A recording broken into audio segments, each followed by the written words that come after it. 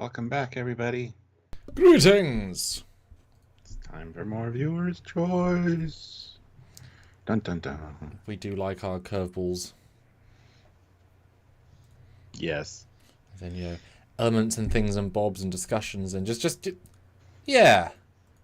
I've been the definitive place to learn things. Or try to, anyway. I'll try to. Welcome back, guys. Yeah, we're doing season 5 of TNG today. Yes. Looking at all the episodes, hopefully. You guys throw us the episode you want us to look at, and we will discuss, talk about, rank, do all the things. With your help, of course. You guys get to chime in the chat and or super chatting your thoughts. You can even move things on the board after we've decided. So you have a lot of power here. If there's an episode that you particularly love that we think is okay, tell us, move it, and make us debate it once again. Or just, there's 26 to look at. We don't always get them all in. And I don't think we've got them all in yet.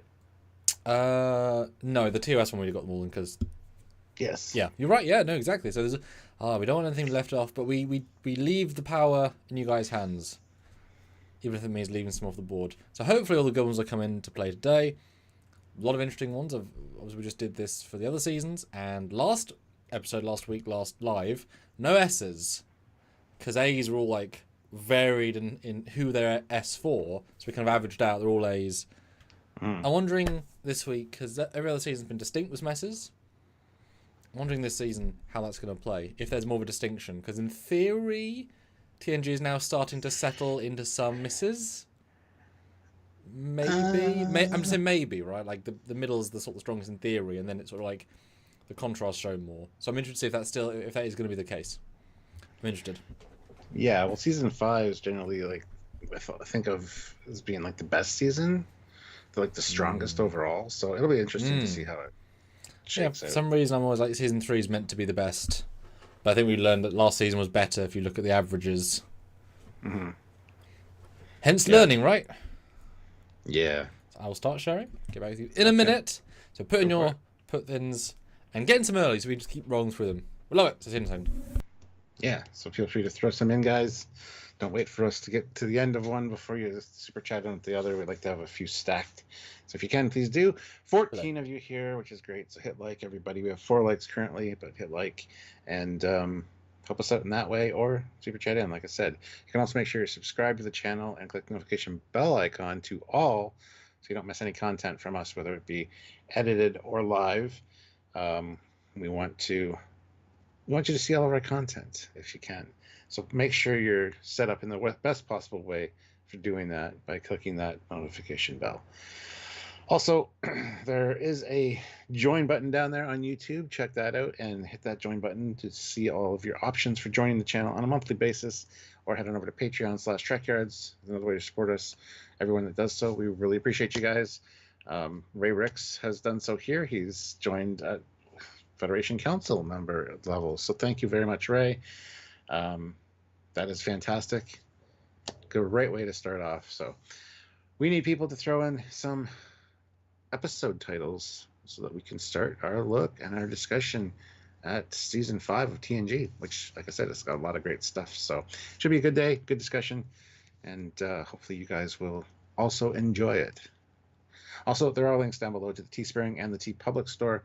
Grab yourself some cool Trekyards merch at either one of them, or just check out some other stuff and pick up some other stuff there as well. TeePublic's got some really great stuff, and I highly encourage you guys to check them out.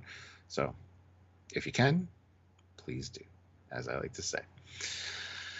And it should be a fun, interesting discussion overall. I am excited for it today. There's quite a few good episodes that I'm looking at here, and one or two that it might not be the best, but objectively very good for sci-fi in general and Star Trek, but compared to other ones, maybe not so much. So it'll be interesting.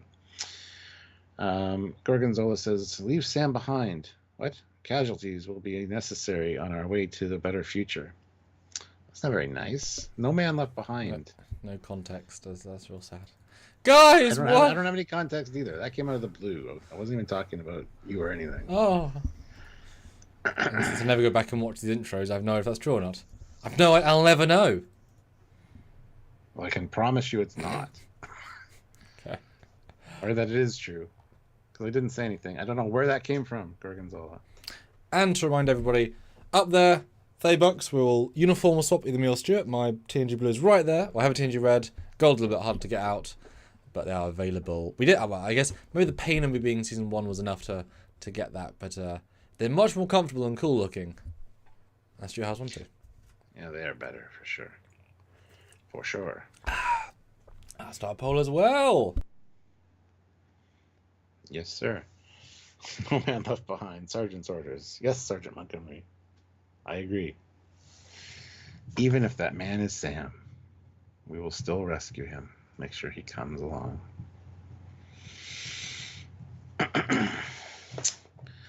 Alrighty. Thank you, Ray, for, I guess, rejoining at the rank of Federation Council. Much appreciated. Thank you. Those are incredibly essential. So, thank you. Yes. And Ray, pick one, because that totally gets you a freebie, because it's not free. Put one in the chat. Normal chat. Yeah, it's good. Maybe good two if you call. want, because that has a high bit of support. Which again, essentials. Thank you. Yeah.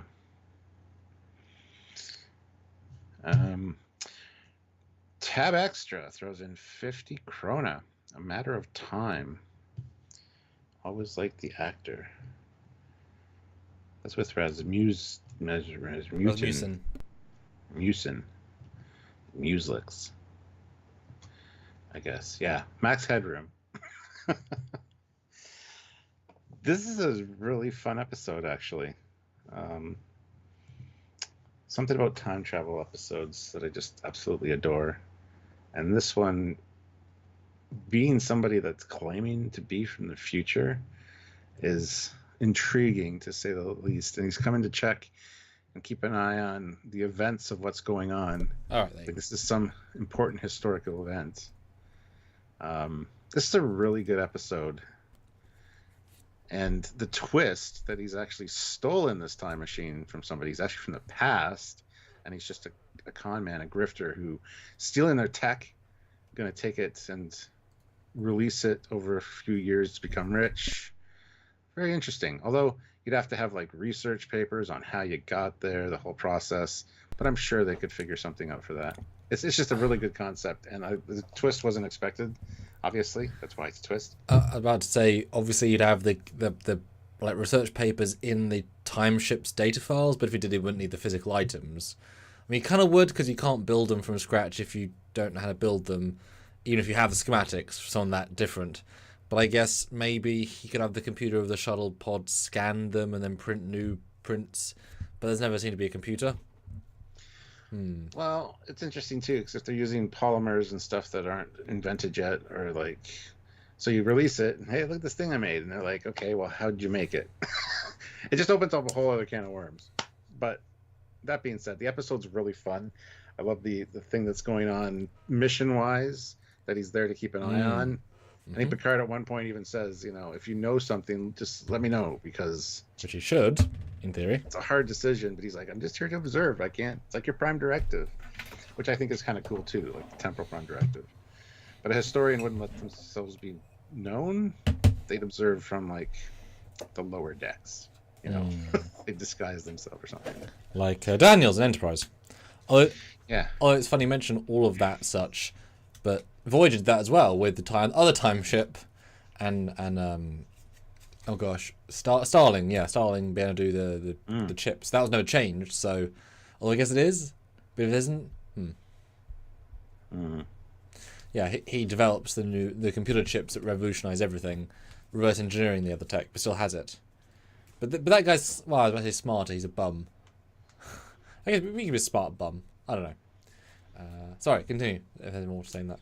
No, I'm pretty much done. And the guest actor was fantastic. Like I said, Max Headroom guy just kills it. He's got that weird kind of vibe to him as well. And then he becomes also kind of sinister near the end, which is neat. The time machine looks cool, I guess. The interior is quite interesting. Lots of shapes, which this is reused multiple times, redressed.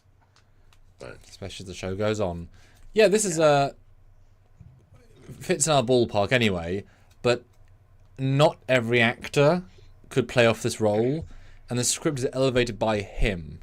And I think also a lot of, like, I've done a bit of acting now, and like how I give a line to Nim will sometimes create a different response. Like if you go a bit darker, they'll go a bit darker. So because of how he handles some of the emotional scenes, Patrick Picard is responding. Now, if he was more flat, then Picard would be more technical. But by having that very human side, it lets Picard have a human side and kind of a should I break the rules side. So you actually get to see a very unique perspective from everybody because, of course, from their perspective, this guy is Space Jesus in a time ship. Like, he knows everything. He knows us. We're famous. Every bit of knowledge is cool. It's amazing, right? Just the concept. But if he's anyone else, or most of the people, it wouldn't have worked. He has a special vibe. Almost like a Robin Williams vibe. Robbie Williams. You know, the flubber.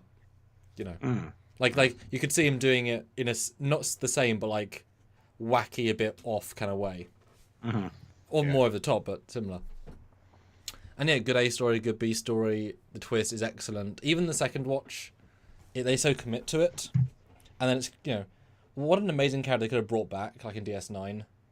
You know, out of prison, he walks in DS9, and his next con is, and now he has to learn. Like they could have done such a fun bring back. Well, it makes you wonder if Temporal Investigations would want to send him back to his original timeline or time, because, like, honestly, he doesn't belong here. Well, I don't think you could anymore, could you? Because he's been so influenced by the future. I don't know. Plus, the time machine, or his time machine, is an auto reset thing where it goes back. I want to know the story of how he got it. Did he kill the other time? Like, it's implied that he killed. Possibly, the guy that he can be that dark. I was going to say no, but like, yeah, no, possibly. Yeah.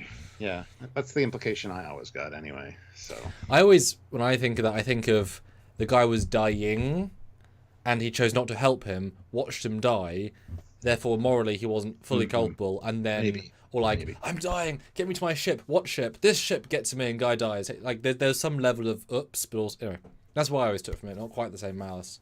Maybe I never thought that, but because con men don't tend to murder people, they tend to cleverly trick them. Hey, Jason. Yeah, so for me, this is embarrassingly an S, because in my roster, this is an S class of its type of story, with an actor, and everyone in the cast gets something unique to do. He's flirting with Beverly. He's playing everybody uniquely, and he's such a compelling character to imagine that. He's outsmarting the entire Legacy Enterprise hero crew, and you believe it. That's some serious balls and acting prowess. Well, I say it's an S just for premise, concept, execution. Yes, it could have been lots of other sci-fis, and honestly, you could do this in every other sci-fi, and I'd love to see it. It'd also be clever, but I just think the way they play it is of its kind, almost perfect. Yeah, makes you wonder too if he did go forward and learn about the crew before he went to their ship. Oh yeah, because then he could have the inside scoop on how they'd react to certain things. That's so true. Yeah. But if not, he's a very good con man and can just read people. So yeah, that's wow. Yeah. I want to see more about this guy. I want to see a series based on him. He should have been in a very short Trek. There you go. Yeah. What a callback. Oh, and Picard season 3, they could have got him back. Yeah. He's still alive. No, I agree. I think it's probably an S. Just anything with time travel is really interesting to me, and usually up high. There's some that don't quite hit the mark, but this one is really enjoyable to watch, and I do love him as a actor. I think he really brings something to the role, which if it had been somebody else, it might not have played out as well, in my opinion. So it was just a lucky zeitgeist, right? Yes. It just happens to, you know, yeah. Cool. Starting off with an S. Wow. Yes. Good job, Tab Extra. Sergeant you can Montgomery. Win this by putting the good ones. It is possible. Sergeant Montgomery throws in $5 for cause and effect. 16-minute long episode that just gets replayed over and over again, like a skipping record. That is very possible, actually. Yeah. Hard to summarize because, you know, it's the same thing. There you go. Good man. Yeah. Do you want to take the lead on this one? Sure thing. Yeah, as a filmmaker, this is a masterclass because it is not boring, but boy, it should be. And a lot of filmmakers could make this boring, a lot of TV shows. The fact is they managed to do the same 5 to 10 scenes back, always different filmed, always slightly different nuances, even though because nothing is changing up until a certain point, they have to actually act it the same, and yet they do it a little bit different. They're very simple premise, but you feel for them. It's actually shockingly emotive, considering no one can get to a point of true emotion because they're dying and re-going. But it's tense and it's interesting, it's intriguing. Could it be better? Maybe, but its simplicity is the fun, is the enjoyment. And, you know, you often take liberty of destroying heroes if the plot allows, and getting to see the Enterprise and them die 6 or 7 times is just kind of satisfying in its own way. And then you get a random famous guy cameo that, you know, in Fraser is not a particularly well-known show outside the US, nor is it, obviously they had a reboot thing, but it hasn't got super good reviews.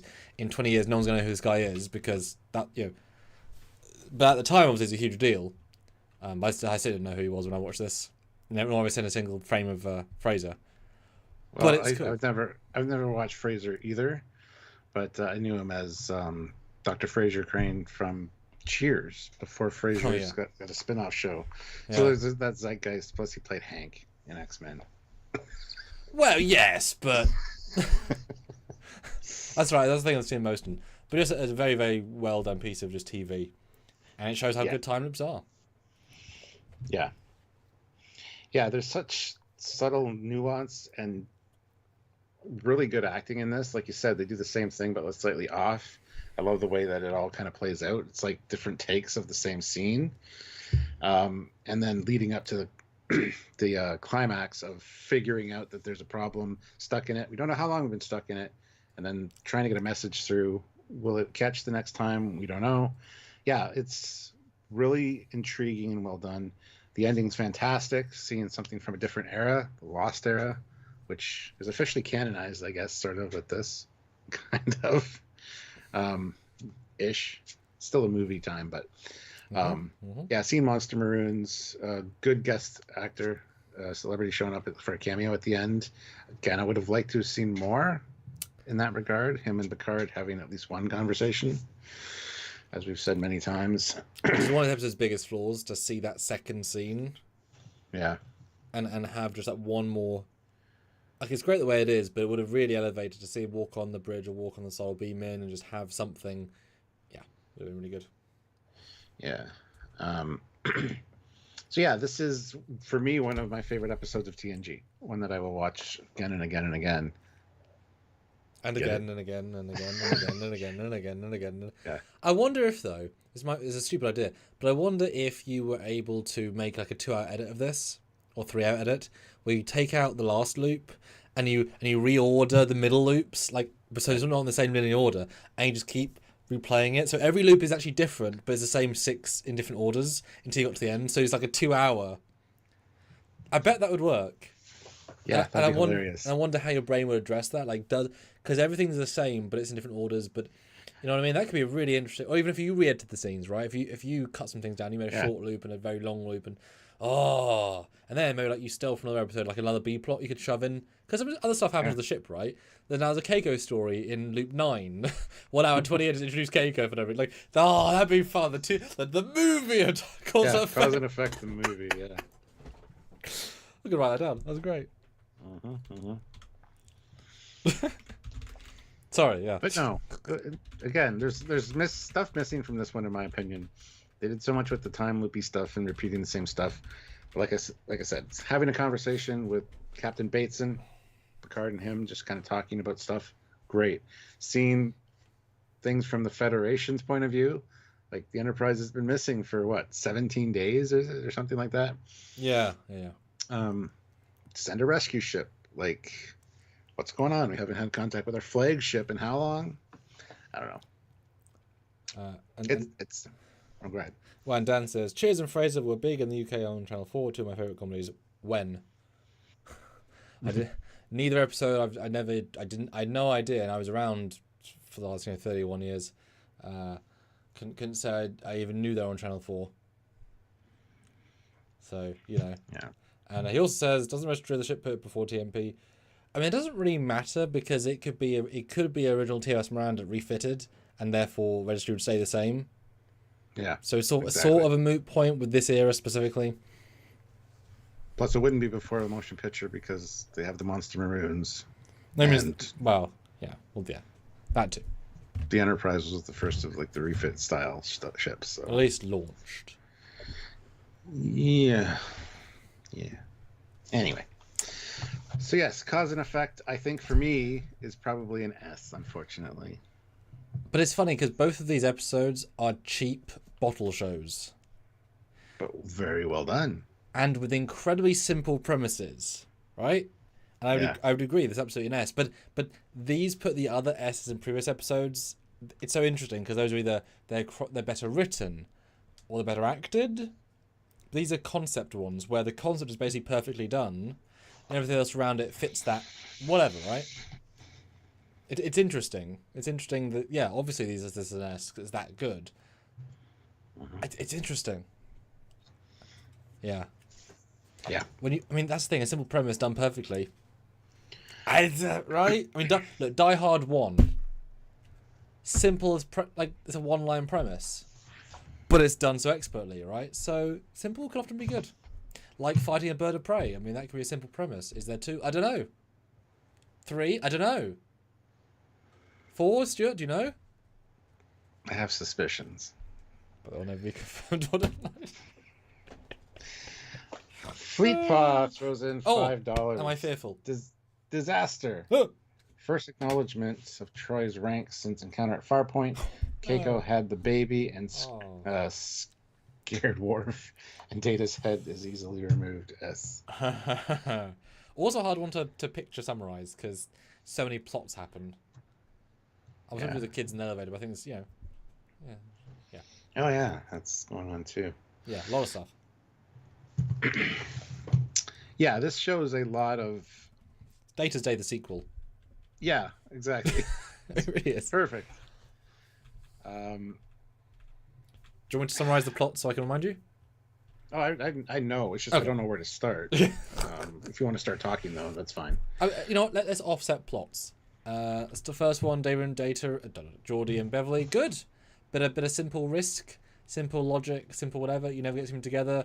Well acted. Good end. Good plot.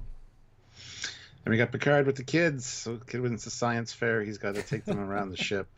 Of course, he doesn't like kids, so that's comedy gold, I tell you what. But not too funny. It's a good balance because he morphs them into his crew versus them morphing him into a fun person. Yeah. But then they kind of both, that's also well done. Then you get the baby stuff, which is then you get the bridge crew stuff, which is good. Not amazing, very dark, but yeah. Them fighting who's in charge.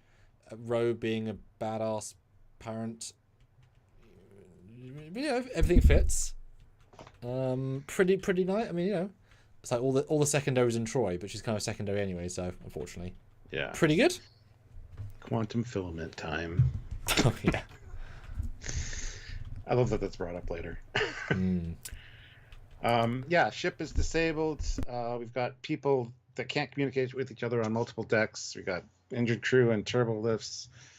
We've got a plasma fire brewing down in the shuttle bay, and the head of the ship, the bridge, basically doesn't know what is going on. And we jump into conclusions. We need to separate the saucer section and destroy it, or have the other. Ro was out of line. Let's put it that she almost kills part of the crew. Yeah, she was jumping the gun. But then how many times, and this is probably being a hero character, how many times in Voyager or DS9 does Cisco say not get the full story because he hasn't asked, makes a decision that if B had been slightly different, they would have been killed. But because narratively it's important. Always a tricky thing with narratives. Yeah. And the baby thing, I always forget about. Yes, yeah. And I love that that's a good reference in Deep Space Nine. Keiko's pregnant. PTSD. Or she's having a baby. Now? Yeah. I'll be sure to be off the station, yeah. Yeah. It just traumatizes Worf. He's a big, tough warrior guy and, dealing with blood and stuff, but still, this is not a situation good for him. Makes for some comedy gold. And you can't really get more of an ensemble piece. Yeah. I mean, everybody got something to do, and bonus people. It's a really solid piece of Like, talk about you learn the ship and you feel the ship and you're using the sets. And again, a bottle show. That's 3 bottle shows in a row. Let's just break the bottle. Yeah. What are you thinking? I don't know if I agree with Fleetpaw that it's an S. Why is it not an S? I'm not saying why I think. I'm just saying why I disagree. Because when I think disaster, I don't think of all the subplots. Okay. I think of the bridge stuff, essentially. I kind of forget about the baby thing. I forget about the turbolift and the kids. And I definitely forget about Beverly and Geordi and the plasma fire. But that being said, maybe it is an S because it is such a jam-packed show, and you get to see it's not a day in the life of, but the events going on ship-wide in different fragmented little bits. It's very jam-packed. There's a lot in this episode. I think they actually do a fairly good job with it, so maybe it is an S. I don't know. So I would say that this is an episode that you earn after having so many good years, right? Because it doesn't focus on anybody. It has no grand A plot. Everything is the C plot, you know? Yeah. Everything pulls together to do the big thing. And you can pick and choose your favourite bits. Nothing is not good. Is anything excellent, though? Right? That's what I'm thinking. There's a lot of good. I know there's moments of great, but I don't think excellent when I think any of this stuff. Because it doesn't have the time to get there. Does that make sense? Yeah. Yeah, it does. Because the Beverly Geordi stuff it's exciting and all, but it doesn't feel like it had... No, it doesn't even make sense. So I would give this personally a low A, because I think it doesn't have a single zeitgeist amazing thing, which certainly both the S's for me are significantly better, but I think quality of writing and it's like the event, or it's like Infinity War, to bounce this much so successfully is an achievement, but I think it's missing that last cherry. I mean, if you're going to be a bit pedantic, all you have to do is like have an Oberth come in at the end and help them, and it'd be like like a redress of a bridge, and it gets the other captain and something else to kind of bring it up, like one other little element that like appeals to me. Well, I love that it tried to build more secondary characters. It definitely gave O'Brien a lot to do, gave Ro a lot to do, because they would become like more common characters. So hey, Grievous is there. Hi, Grievous. Yeah, I think A is fine. Do you want to read out the poll though? Because I thought it's interesting. I'm really interested to see what you guys think. We have a poll. Which is better? Which is a better two-parter? Sorry. Time Zero, Data Past. Redemption, Klingon Civil War. Unification, Spock in it. Yes. Yeah, a lot of two-parters, eh? Yeah, seriously. I was like, oh shit, I could do a real poll on that. It's starting to show the shift between more serialized storytelling in Trek. I mean, DS9 got it right out the gate, but well, then they have 9 episodes in one arc, which kind of does it wrong. There's too much potentially in one bish bosh go. Yeah.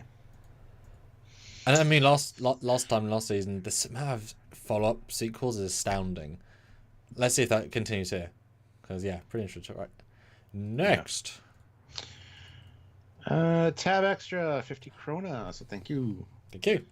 Darmok, good, even if it is kind of a spin-off of Enemy Mine, the movie. Good story, good action. This is in no way like Enemy Mine for me.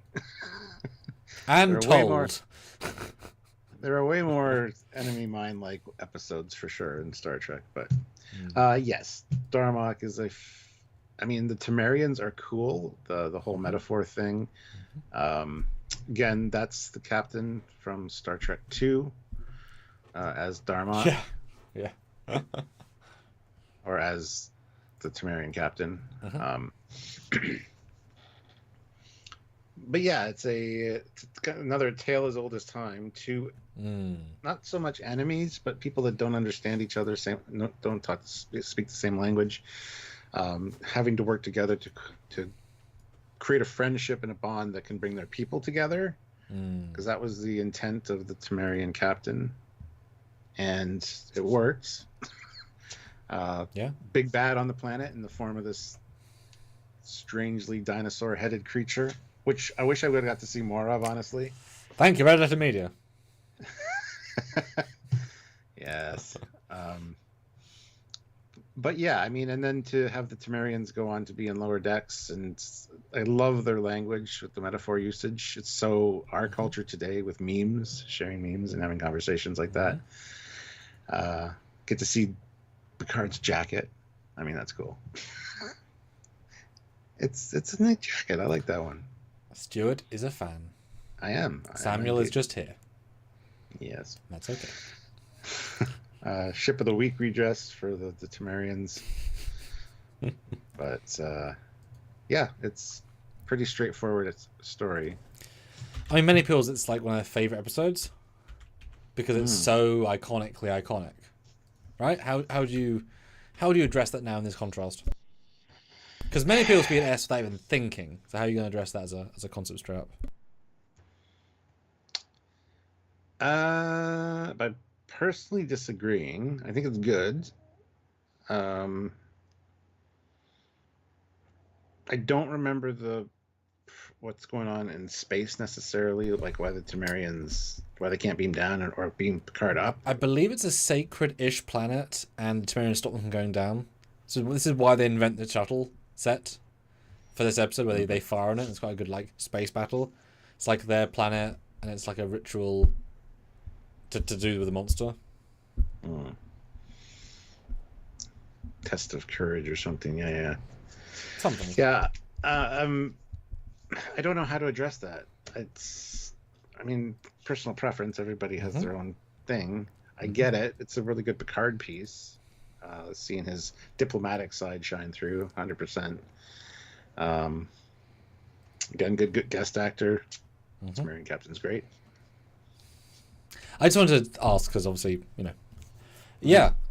So for me, definitely enjoyable. We enjoyed it watching it, but it's where the simple premise is also its greatest weakness because they can't really have conversations. So the dialogue is very. I get it. It's clever. Is it fun to watch? Not really. Right? Because it's kind of a first watch episode where the experience is excellent. Learning the twist is great. The acting is phenomenal. But I could summarize all of the scenes without watching them again. Right? Because the dialogue isn't what's elevating them. It's the concept and the acting. But you can again summarize that very quickly. At least they're outside. That's nice. Excellent makeup. I like it more because of Keishon. That's cool. Yay shuttle set, awesome. Really love we invented that for this. And the monster cloaking is always fun. Saves a lot of money having a cloaking alien. But yeah, it's like for me, it's like you with the Inner Light. I wouldn't choose to watch this despite knowing how great it is because it's not very fun to watch.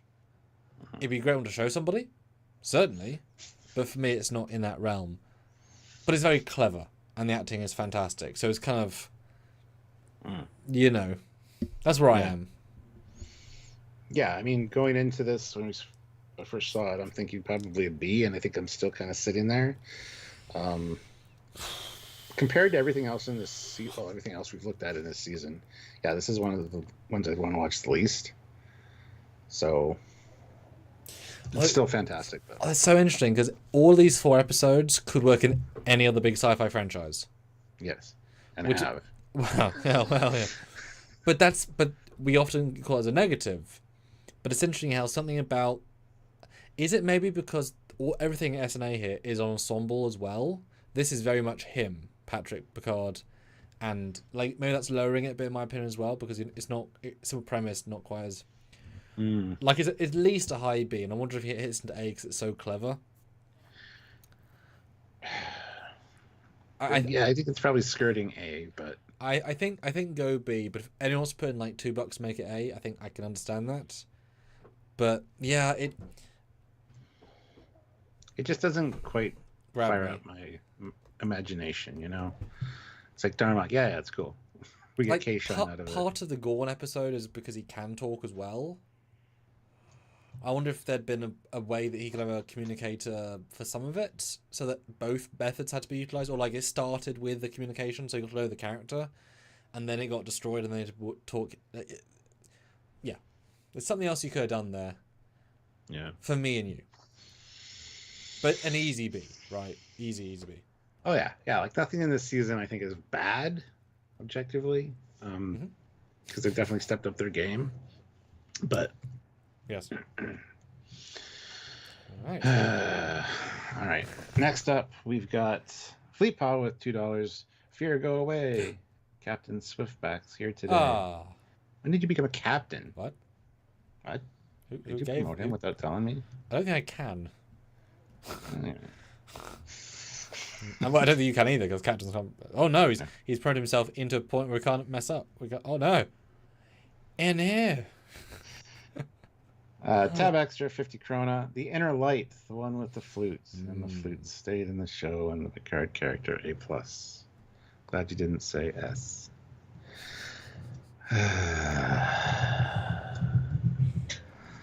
Do you want to jump on this first? I've never seen this one a second time. Because I've never all right there. Because I've never gone and thought, oh, I can have fun watching The Inner Light. Not because it's not something I've enjoyed. I remember enjoying it the first time, but when I watched it the first time, I'd watched it enough to enjoy it the first time.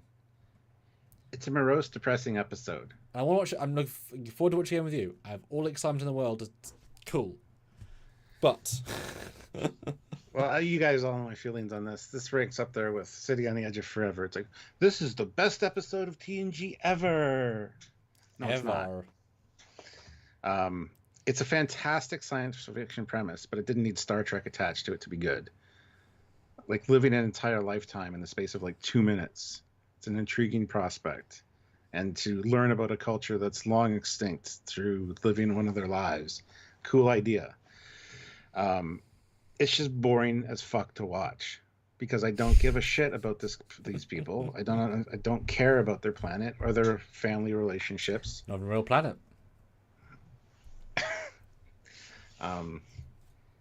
The probe stuff's interesting. Like it's an interesting idea, and I don't think that it really. I think it would have affected Picard way more than it did, than just the holdover being the flute. Personally, but I remember I got so mad with Lower Decks where they like tried to like deliberately pull a prank on somebody by having them live a inner light life. Like that's just cruel. It's an entire lifetime you had to live in the space of 2 minutes. So it's a great science fiction premise. I absolutely understand that it's a fantastic idea and well written, and it's the concept around it's great. It just didn't need Star Trek. It's like City on the Edge of Forever. You don't need Star Trek to have that be a really fantastic story. I don't like this episode. Oh. Cause a riot, man. The riot be starting. Yeah. And from what I recall, it's all about the acting, the texture, the nuance. Doug Drexler's makeup, I'm very proud of. I mean, even though I can't remember any of the subtleties, it's got to be at least a high B.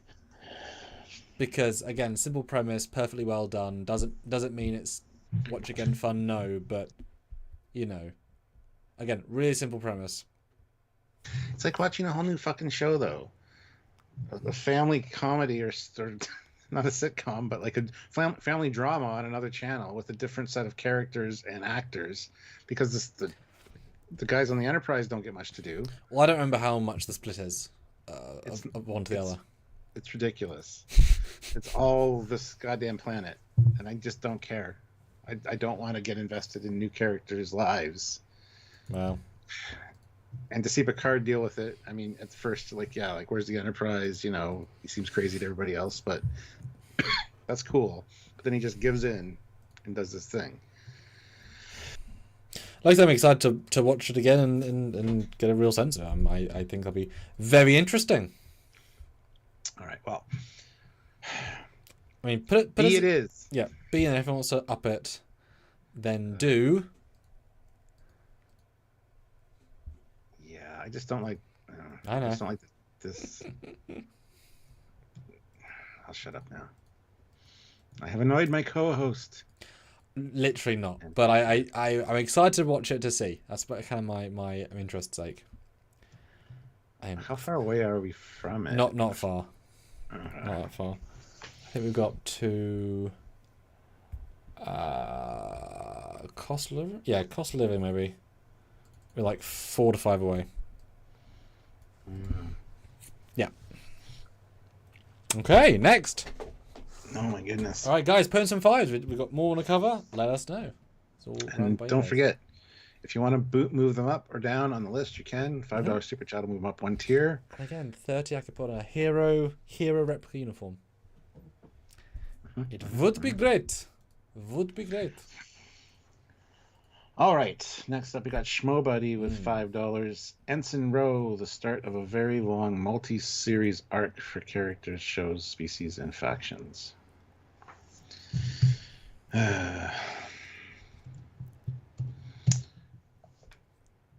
Ensign Ro. Oh, I should probably bring the picture in before I do that. Hold on.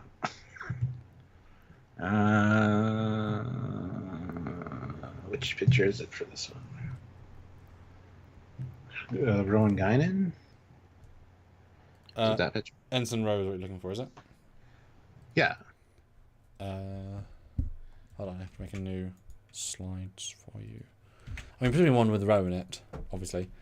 Well, yeah, there's a couple with her in it, though. Yeah, hold on. I know one's not the one. That one is not the one. Yeah, her and Guinan. Yep. Okay, that's what I thought. Okay. Yes. You might as well talk about this one first. Well, Stuart, as you know, you love Ensign Ro Laren. Yeah. You cried. I remember because season 3, you cried when she blew up. You felt the pain. Ensign Ro, yeah, introduction of a new character. Was going to be Kira at some point, maybe possibly. So real backstory. Great use of Bolian Mott, Barber of Picard, as a very, very good cold open. Decent admiral. Yeah, as a Bajoran Starfleet officer who is real almost getting thrown out because she's really insubordinate. You kind of wonder how she got into Starfleet because, what? And Picard needs her help, needs to beat her down a little bit, and she's here to get onto the help a colony of Bajorans, I guess, but yeah, Bajorans. And she sympathizes with them, of course. Guinan's there. Something with war, I'm guessing. I remember that. With a very creepy Cardassian looking thing. I mean, my memory is just the classic Ro thing of, there's Bajorans that are probably terrorists or not, maybe you're not, and then there's the not, then the Cardassians and the fighting and the. All I remember from this episode is that she was almost thrown out of Starfleet. Picard doesn't want her on his ship. Mm-hmm. She's ordered to by an admiral, and then they have a nice long conversation about her and her situation in his ready room. All I remember about this episode. Oh, and also taking off her top of her uniform to have like a one-piece thing underneath. Yep. It's also another comm badge. Yep. Yes. Shirtless vest with a badge. That's all I remember. There's a guy with a voice modulator or something. I can't remember the story behind him. And they fight with her not having the earring on because it's not Starfleet uniform. It's not uniform. Yeah, I remember being a good introduction piece to her, and she's acting the shit out of it, which is at the end of the day kind of what you want, but doesn't mean it's a story you like or care about. Not particularly, but it's a particular Bajoran fans.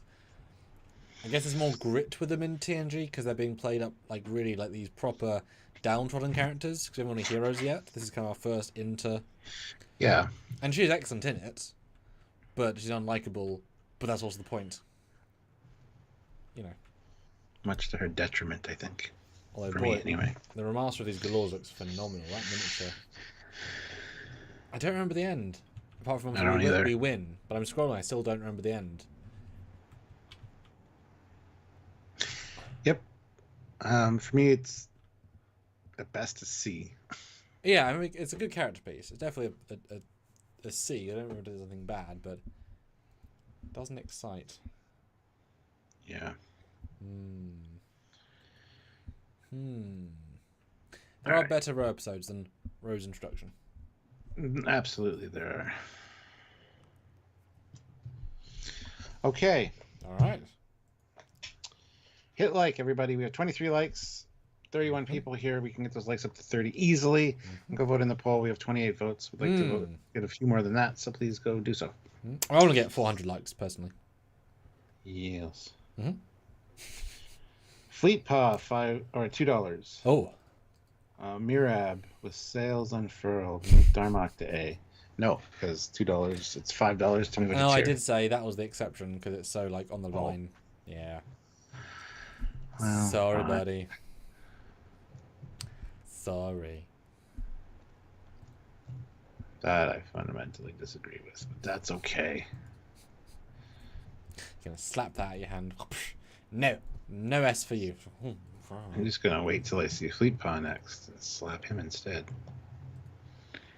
That's for Darmok. Or Dathon, I think is the captain's name, something like that. That's a Tyrell too.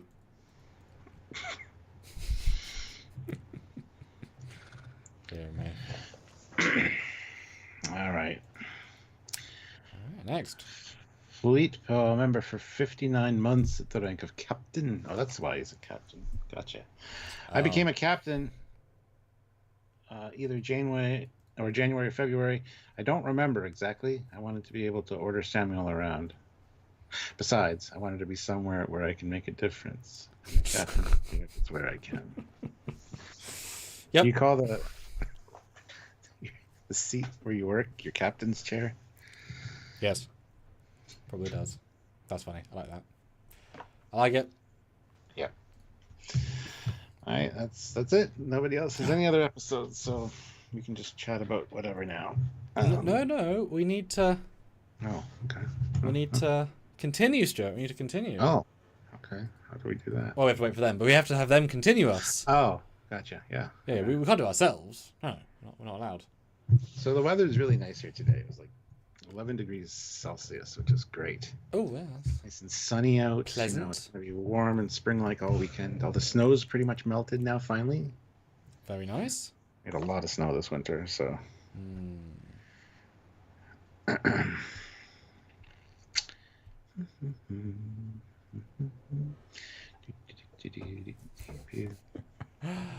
Yeah, season 5.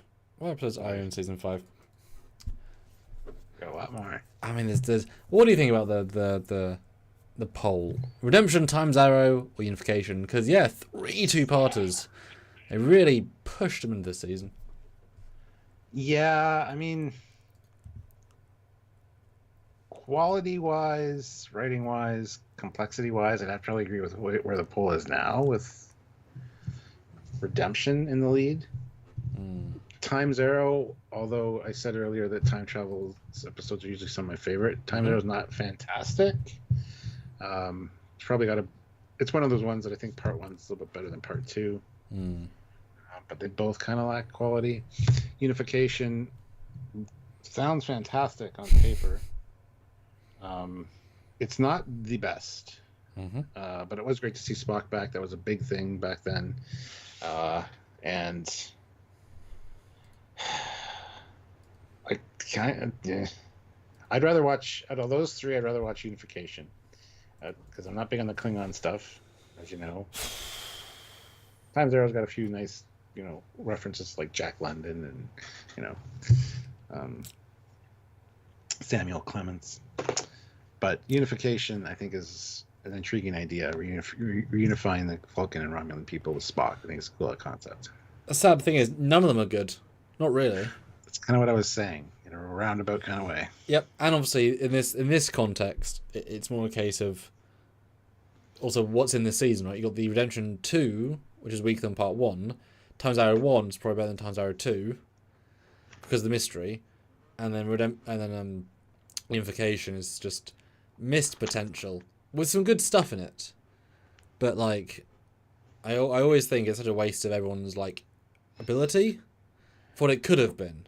Whereas Relics captures the fun, Unification does not capture the fun, while still having some great scenes. Like if that was a movie, I know you can't literally compare, but if you watch Star Trek 6 and that side by side, they're worlds apart.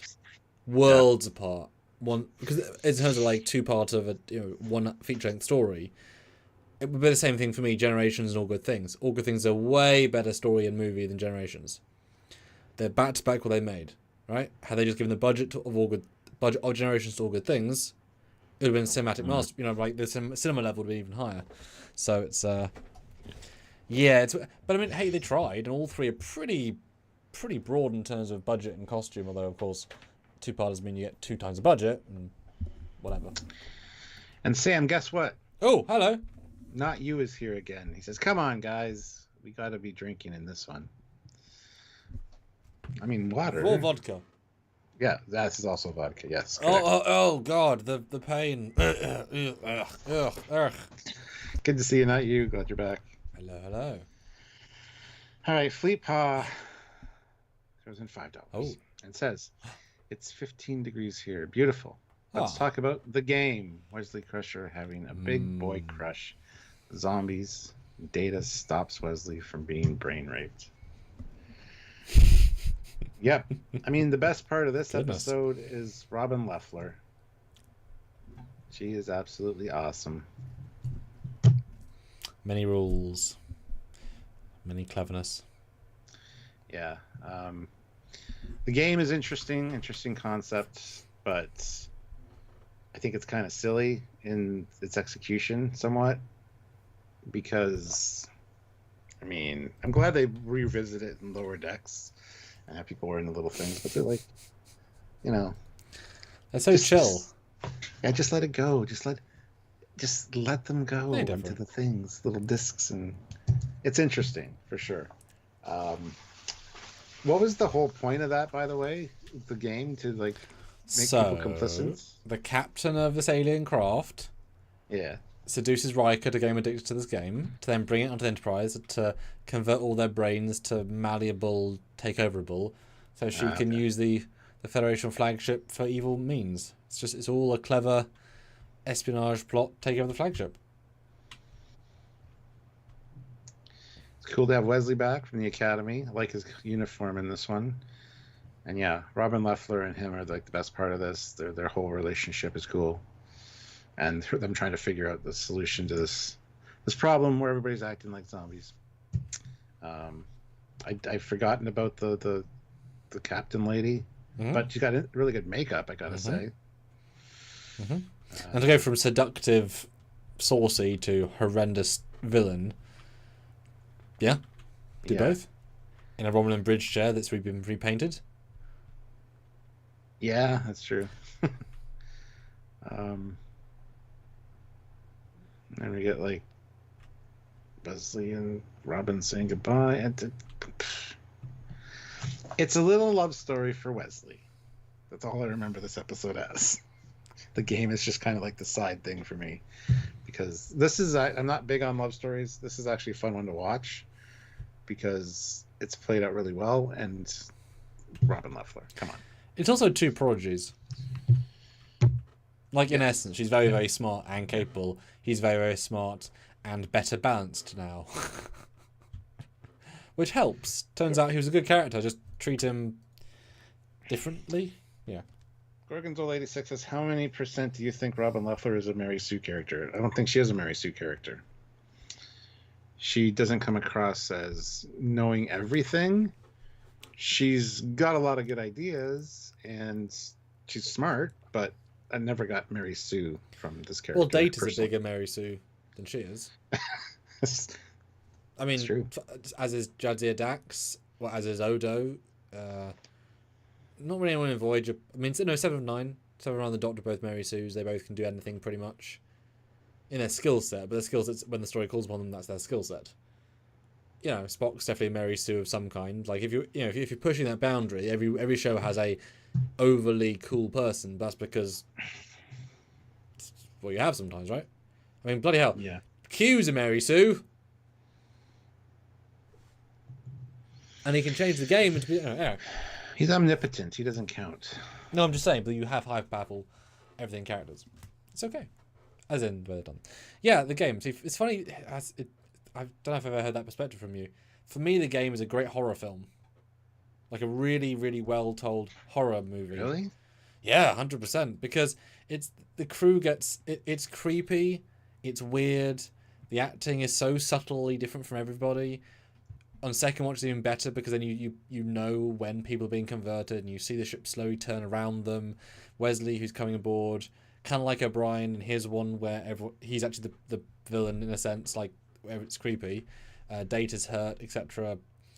You don't know who to trust except Robin.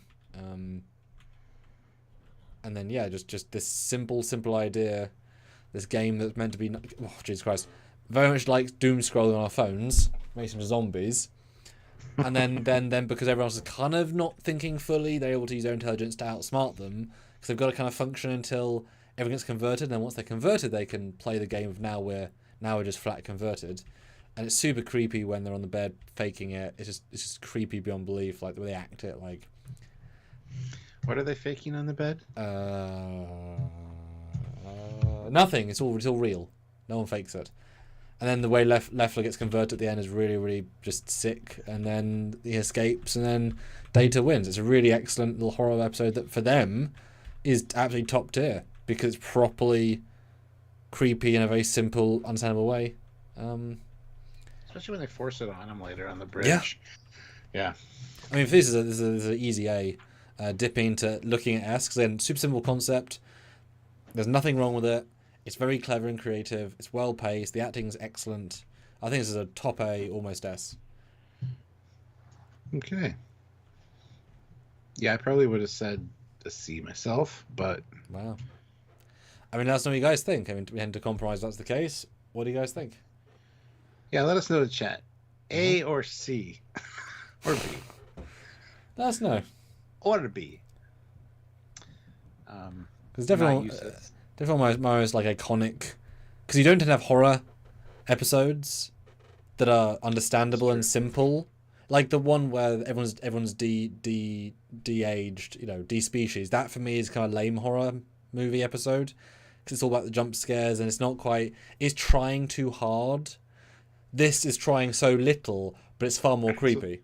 This is more of a psychological thriller than a horror movie. Yeah. But that's a lot of them are, right? A lot of yeah. I also must have watched when I was young. I just got that vibe as well, like younger. But it always hit me. This kind of maybe creepy. Yeah, maybe it's because of the age I was when I first saw this that I really liked the love story aspect of it. Because I was, young or late teens at this point.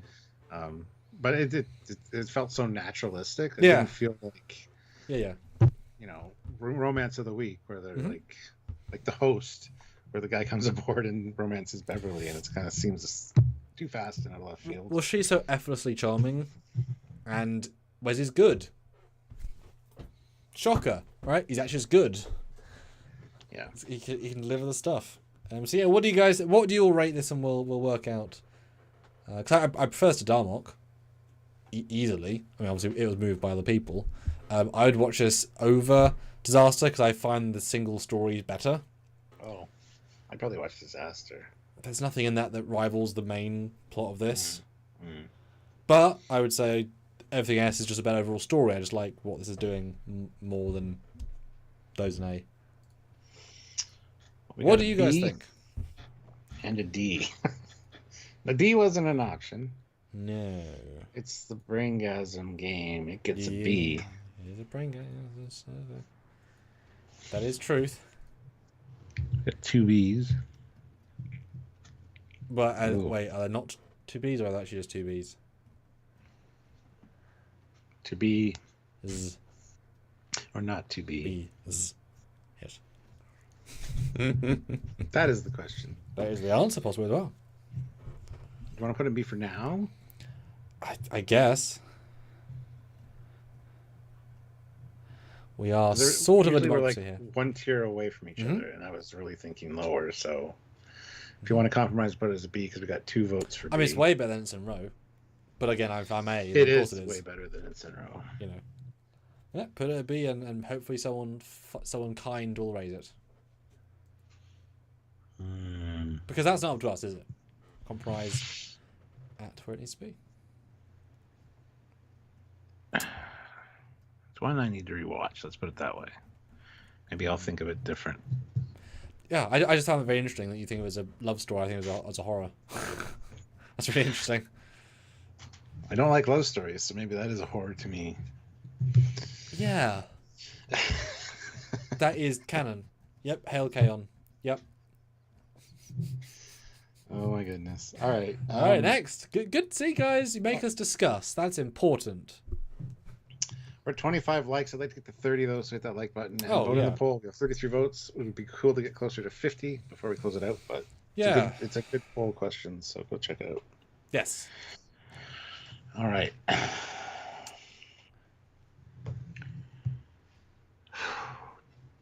Keith Jeffrey, 1974, throws in £2. It says hero worship. Data drop the shields. Just this once. Just this once. But it's 5 or more. Yeah, it's 5 or more. So where's hero worship here?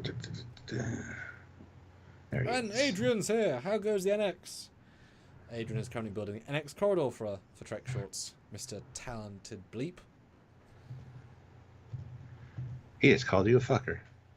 Well, talented one. Yeah, it's true. Well, I'm at some point we'll need the engineering, the NX, and you know how difficult that looks to build, Stuart. It's a horrendously busy set. I'm so sorry when we get to that. Yeah. So hero worship. This is Not the other one.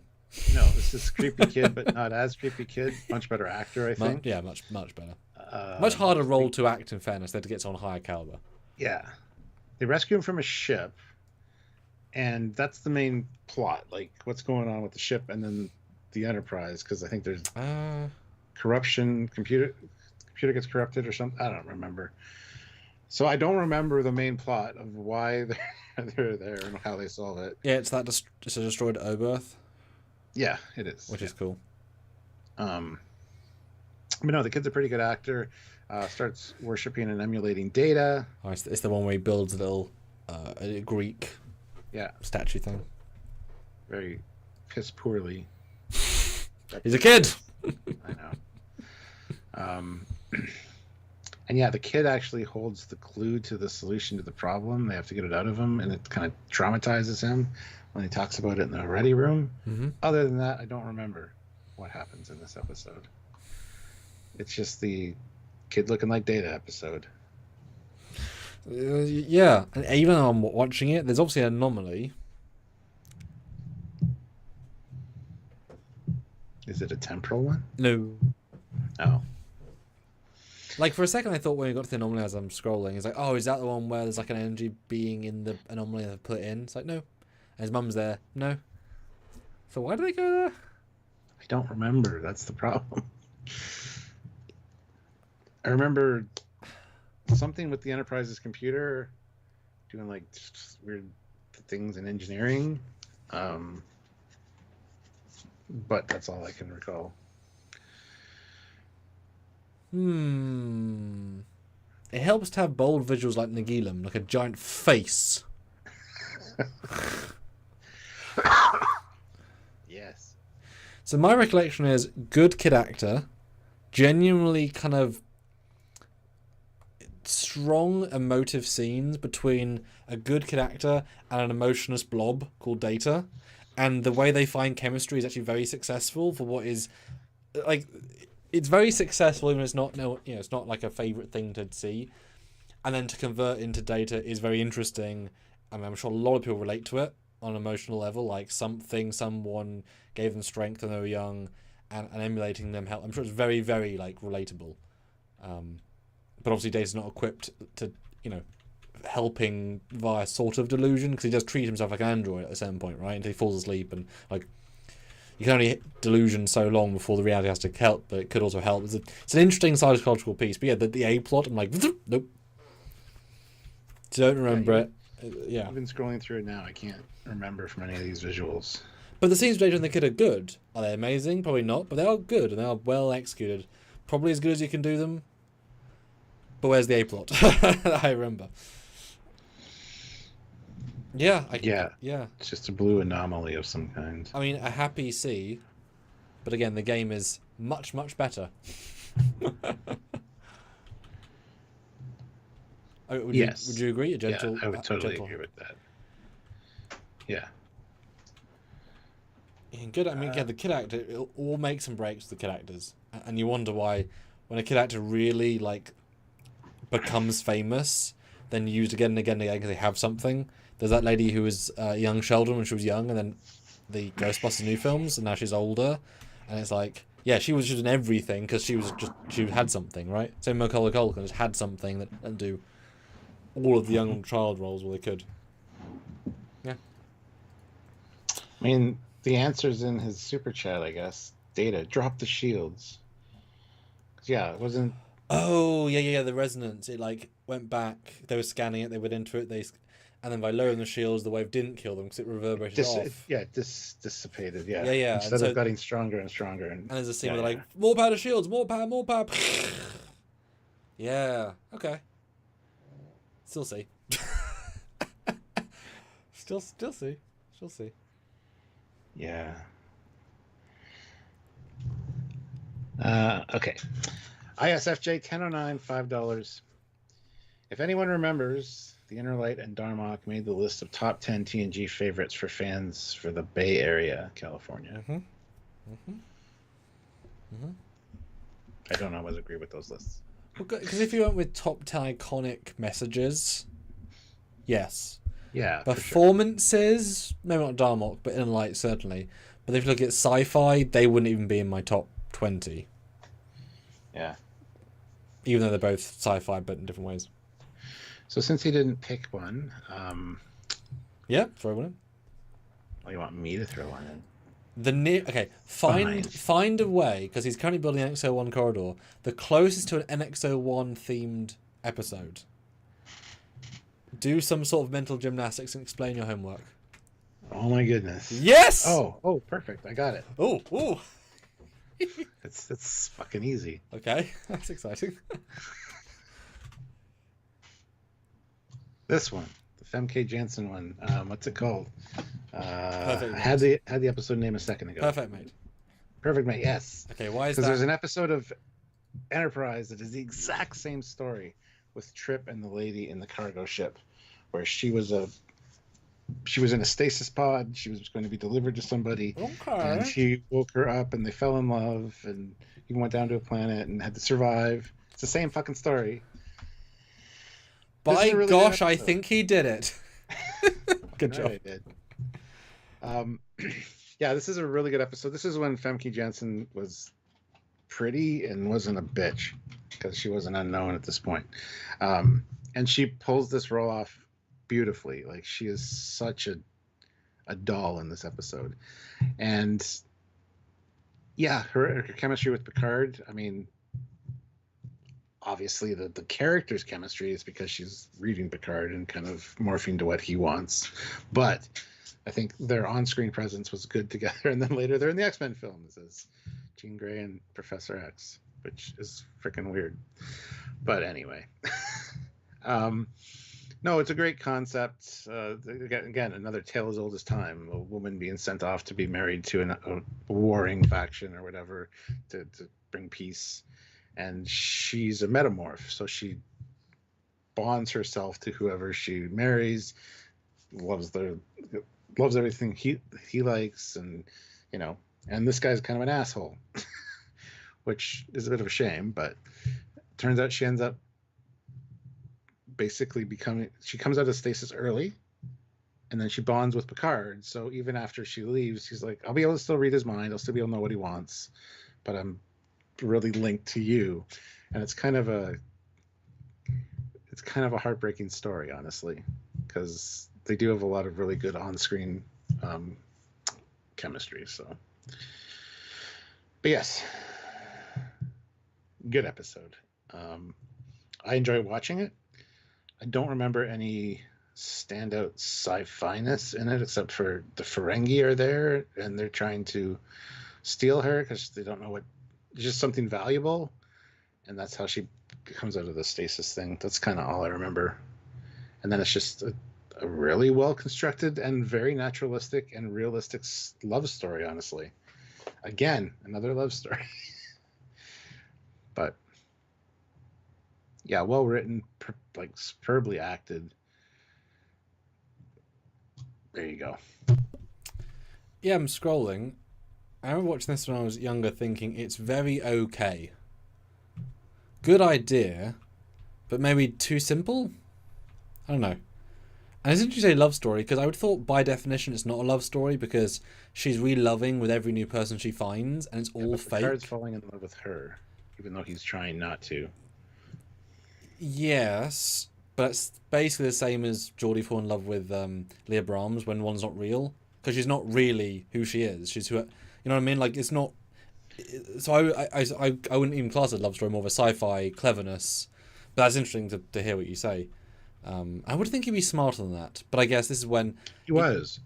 But chemistry that she's creating artificially, I guess officially, but it's not affecting him necessarily, because it is, because he gets jealous at one point because she kind of adapts to whoever she's with. Yeah. And she's in the mode right now where she's not with the final person.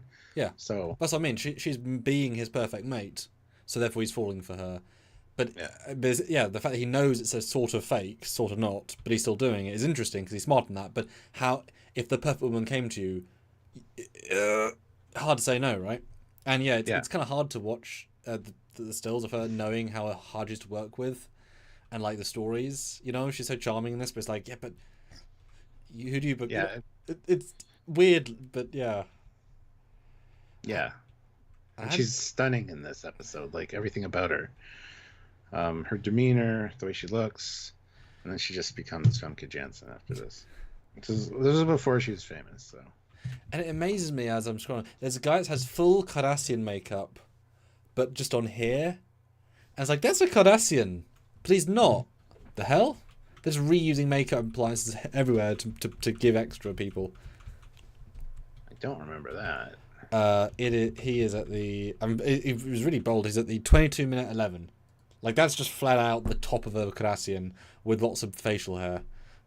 I mean, it looks great, but it's like, whoa. Oh, just some guy in the bar, yeah. Yeah, but that's just a Cardassian makeup. That's great. Yeah, with the spoon filled in. Yeah. Yeah. But Michael Westmore, you've got all these rubber appliances, shove them on people and change the colour and then change their hair. Yeah, absolutely. Yeah. And this was the next one we were going to review, so I have not watched it fresh. This is as far as we got. I'll give this a C, because I remember being good, fine, yep, enjoyable enough. Yeah. But you remember the Enterprise one I'm talking about, right? Yeah. Where Trip's annoyed with her, but then kind of falls at the end, and she's really bratty, because she's also like a princess? Yeah. Yes. Yeah. It's just, yeah. He like throws her over his shoulder and carries her. There's some good stuff in that. It's Elan of Troyes from TOS, again. But as with so many things in Enterprise, it's just a bit vanilla in its quality overall. It's not. It's a poor reflection of this episode. But I don't remember the lady at all in that. Like, now you've said it, but she's very memorable because she's also famous. And I think it's genius of them to put Picard as the because every other character would work better. Like, from a concept point of view, right? Geordie, wow, lovesick puppy. Worf, animalistic, interesting. Beverly, but Picard's like, oh, okay, that's an interesting play. They had to make that work, but it works better because of it, right? It makes me. I mean, I remember Picard ordering Data to take her around because Data wouldn't be affected by her, and Data escorts her out of the 10 forward. But like, why wouldn't Picard stayed away and just let Data do his like? I think that would make more sense. I think he's forced to hang out with her for something, and that causes her to. He is, because she's got to train her in the ways of the new person. Because he's obligated, because he's the leader. Yeah, something like that. So they have to go on the holodeck and do the ritual stuff, and like they knew she was going to mirror him, but he was the one that could, in theory, deal with it, and he couldn't. Yeah. Well, he could, but he couldn't. But he did. Well. I mean, this is the next one, right? This is the next one to watch. So we should see where they go. I totally forgot the Jean Grey and Xavier, because they're so radically different from those personas. Yeah. Nice. Okay, next. Like it. All right, Kevin Scott, 76, $5. Thank you, Kevin. Hey guys, just got here. Welcome. Have you covered Power Play, episode 15 yet? Never forgot how O'Brien talked to his family while being possessed. Chilling. We have not. As you can see on the the board. No D's and F's, so someone put in a D or an F, please do. Power play. It's not ringing a bell for me. Oh, it's they're taken over by the Essex crew. Oh, yeah, that's a great episode. You always forget the twist. Like, you can easily forget the twist, but it's like, oh, that's a good twist. Oh, there it is. Yeah. Yeah. This is kind of a spooky holiday special, or like Halloween special one. It's another horror one, yeah. But not quite. Yeah. Is it the ghosts of the crew that has possessed them? No, it's an alien entity. It's fine. And yeah, they are quite sinister. And as you keep pointing out for this episode, this is the one where Marina did her own stunt, and you can't even tell it's her from the long shot. And so she hurt herself pretty badly. Yeah. Sorry, but also your fault for insisting. That's why you let them do it. Well, I mean, you want to be better as an actor. You want to. Yes, fools help.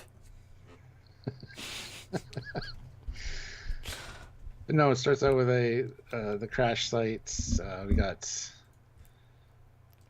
Yeah, I can't remember all the specifics, but so a bunch of people trapped in 10 Forward being held hostage, including Keiko and her baby. Worf's there. Worf gets his arm pretty much broken, or his wrist broken, or something. Oh, that bitch! Always getting injured by the aliens. So weak. Yeah. Shall I do my spiel and come back to you? Yes, please. I'm scrolling. So yeah, for me this is a really good episode. Great idea, and who they picked is genius. Great shuttle sequence at the start, using the shuttle pod. One primary, two secondaries, and on the planet. Well. Oh, Troy. She's not a secondary, but she kind of is. They beam up, they beam over. The aliens, truly aliens, prisoners from a bad society, blah blah blah, demolecularize into energy, forced into their bodies, and then these all talented actors get to play entirely different characters who are damn brutal. And as we said in the review, you can tell they're them right from the get because they can't hide it because they're not good actors. The aliens. They're all, like, data spoil language different. Everyone's playing it differently, and they're really, really effective. And three very capable people. One that has tech, one that can beat anybody up and take lightning bolts, one that can repeal in theory. And a hostage. Yeah, fun stuff. This is another retelling of a TOS episode. I think it's For Whom Gods Destroy. The other one with Pulaski in it. She plays one of the science officers on the Enterprise. And they willingly take in the bodies of these ancients from the spheres that they've been stored in, so they can create their own android bodies. And it starts to drive a few of them a little bit insane, including the guy that gets Spock's body, because it's much stronger than everybody else's. Not just Data in this episode. And there's 3 of them as well. So it's kind of the same thing. This is done in a more creepy vibe. I love the idea that it's like we're the dead bodies of this crew. Very clever. Playing that ghost aspect of it, and it's like, really, is this really spirits that were trapped there? Like, that's quite interesting. And you could commit to that as a bit because 200 years on a planet, energy, they've gone crazy, 100%. But to have them play that means they're smart, and then be these prisoners is also smart, and the whole every single move they do is to get them as close to the planet on the magnetic south or whatever, to get hit by aliens. And it's so gentle, and the acting of all 3 of them is really great, really, really good, because they are not at all themselves, but they have something that's like, I can see them forced to act this way, but they're also radically different. It's really, really good performances. Yeah, like Marina does a really good job being sinister in this episode, and in pattern and control. Like, she's the boss. Yeah. Brent, he very much is.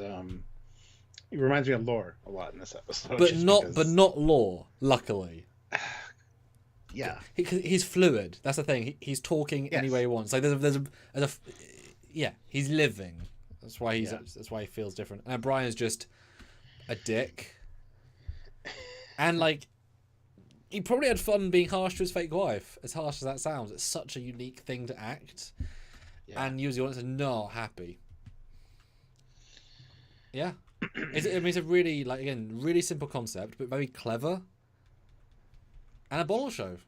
I mean, it's you know, what more could you want? And I want to give, like I said, to have them be the main people, because normally, I think, certainly in season 1 or season 2, they'd have brought in a science team who would have landed, and it would have been like, yeah, we can't have our mains do this, we'll have new people who they could get killed. To have only our heroes infested means they get loads more screen time and show their acting chops. That wouldn't be a season 1 thing, right?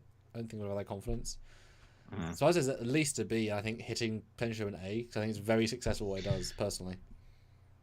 Yeah, I was going to say a low A for this one. Yeah. Because I really enjoy this one. I like the concept at the beginning of it being like ghosts. It's kind of a spooky vibe. And links to canon. You know, the Essex, therefore, is a deadless NX class, NX era that is like, you know, it's great. Yeah. Yeah. Do you want to put it low A or yeah? B? No, I think A. I think it is a. Because it has a really, like, unlike Disaster, there is more focus, which allows for a bit more build and payoff versus spread out. But it is similar in its own sort of way. Interesting. Yeah. So, are there any Fs, guys? Yeah. What would be an F episode for you guys? Because we have plenty left, guys, and this is obviously up to you to help us get to them. Loads of good ones here. We'd love to get some quick fires in with half an hour to go. We are missing loads, so yeah, let us review more. A couple more for Ro. I hit like another 3 likes to get to 40 would be great. So we have 50 votes in the poll. Maybe we should end the poll. Oh, perfect. Yeah, give us the results, Chip. So the winner, which is a better two-parter, is Redemption, Klingon Civil War with 42%. Okay. Close behind it is Unification, Spock, and then Time Zero at 20%. Unification has 38%. Sorry, didn't know if I said that. That's interesting. Oh, I think Redemption does more interesting things in terms of, like, in the episode, but Unification is more outside the episode, meaning the concept of Sealer, Spock, Sarek, and Time Zero is meant to be fun, but I don't think quite gets it. Well, I'm interested to watch it again with you, right? And part 2 especially, which I barely remember. Yeah. One more like away from 40, guys. Hit the like button. Well, start a new poll then for half an hour. Kevin Scott says hero worship is not very good. Yeah. But it's nowhere near bad, right? Like, not even touching bad. It's just, you know, not quite hitting. Yeah, I wouldn't say it's an F at all.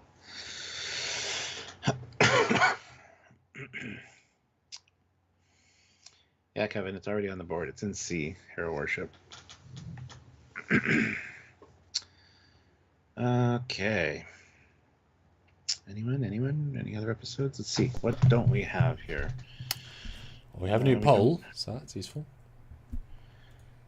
Oh, which is worse, TNG Season 1 or TNG Season 5? Shit. I'm interested to know the answer. Apparently. Vote now. So just so you guys know, the episodes we haven't talked about, Redemption is part 1, well, part 2. Silicon Avatar. Unification 1 or Unification 2. Yeah. New Ground. Violations. Yeah, we haven't done Violations.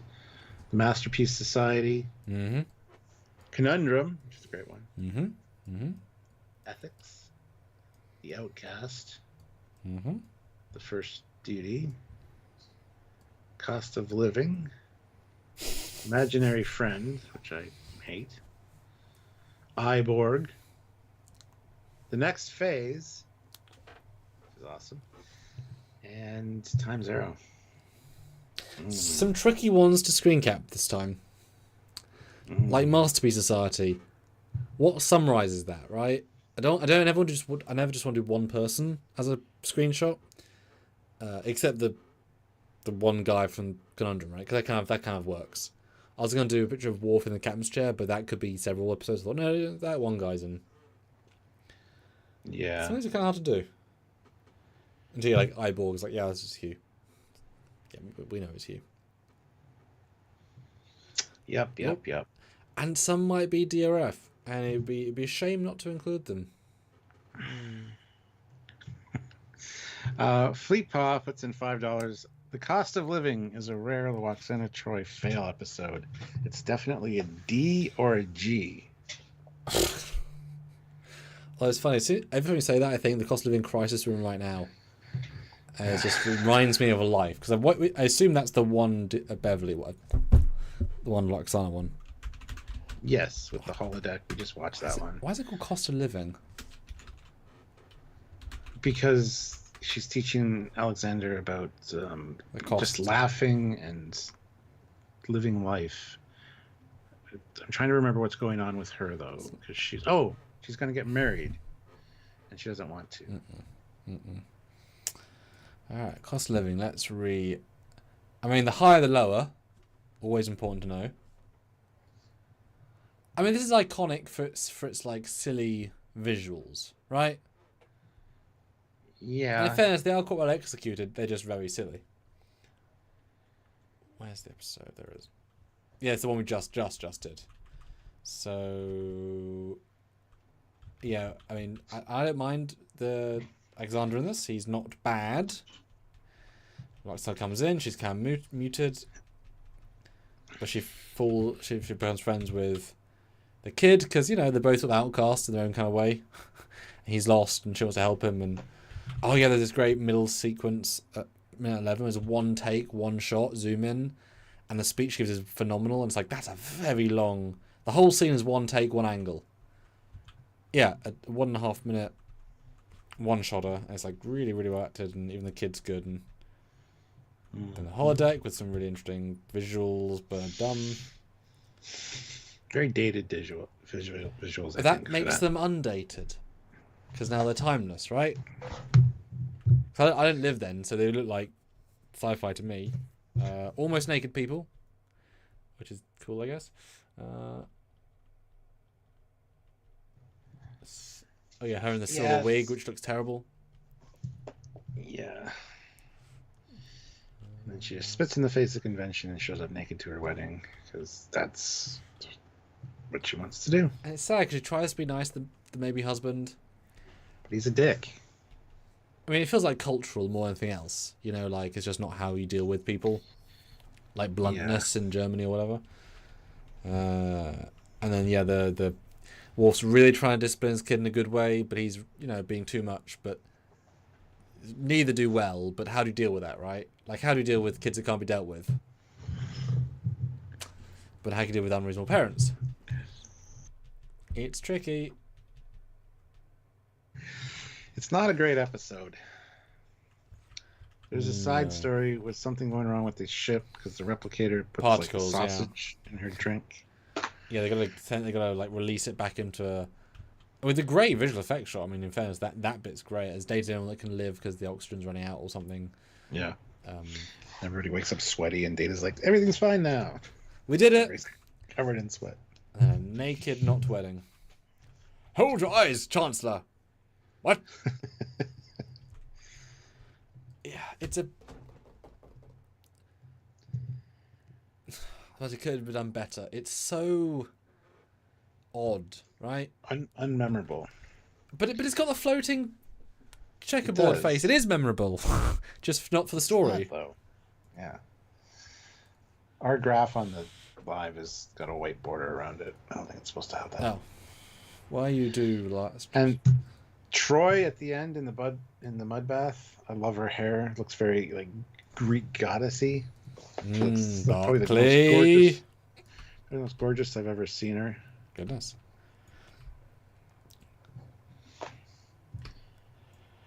Yeah, I think this is a D. Yeah.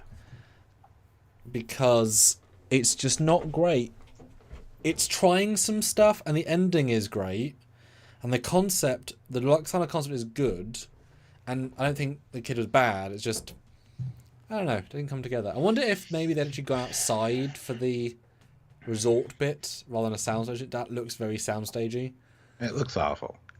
Yeah, you can just say it. Sure, well, look soundstagey, right? I mean, you can make them look good, right? Like, yeah, interesting. Oh, didn't have a picture up that whole time. God damn it! Sorry, guys. There it is. That one. You remember now. At least your brain did. That doesn't quite work. You got it though. You got it. All right, guys. 24 minutes. Let's go $3. Let's quick fire, guys. We want to talk about them. Quick fire some threes in. We'd love to get. Or if you want to put in 6, that'll be 2. 9 will be 3. We want to talk about them, guys. Throw them in. Yes. Yeah, D's fine for that one. It's one of the worst of the season. What did we score it? Do you remember? I can look. Because I don't think it's bad. It's not good. There is a line there, right? Yeah. Like, if this was season 1, it'd probably be a probably a B for season 1, because the acting's pretty good. But that's not a high bar, right? Yeah. And Devo, I agree. I remember that. It says, I remember previews for the episode making it look like it's going to be a holodeck episode, but it's not. Yeah, they focus on the floating head and the dancers and stuff like that in the trailer, like lots of those flashy visuals. So I spent money on, I guess. Yeah. All right, this is season 5, you say? Okay. We gave this... You gave it... a 6.4. Yeah. I gave it 6.9. So not bad scores. But not great. There is already something worse that we both gave worse on that.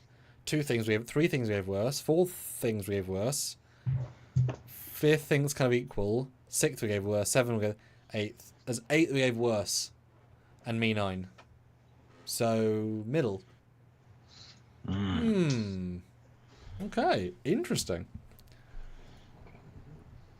It's all in the memory. I don't remember it.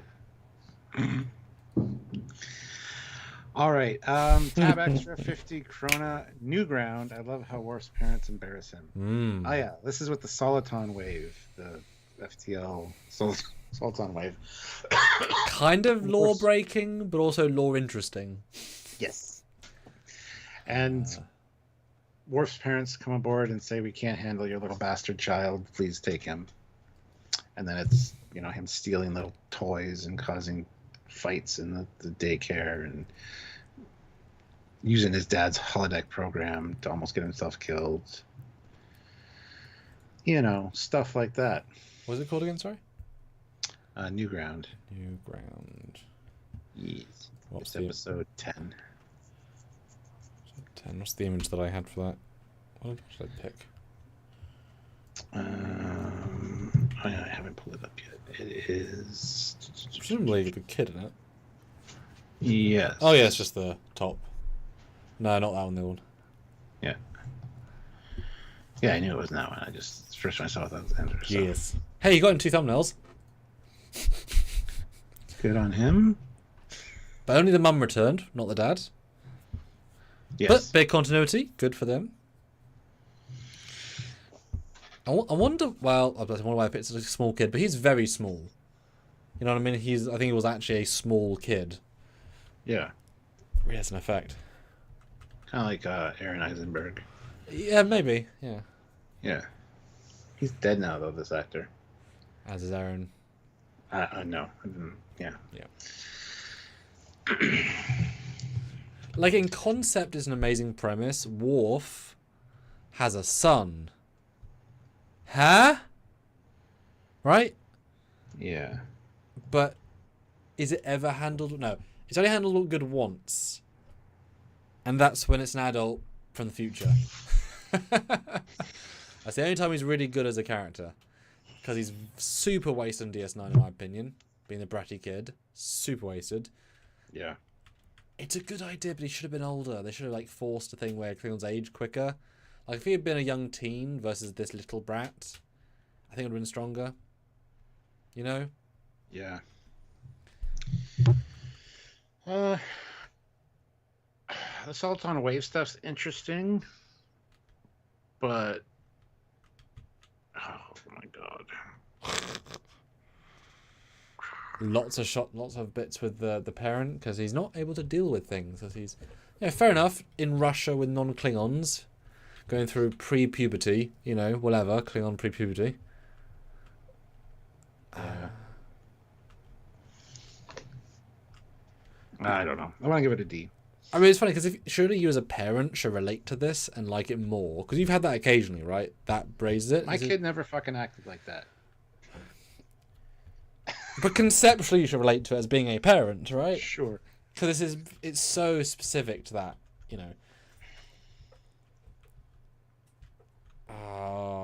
yeah. It's undefined, so I think D. Because Ensign Ro is definitely better. Everything in C is everything in C is better. Just that's not a problem with this one per se. It's just I wonder if they'd been the same kid because he's a very flat actor.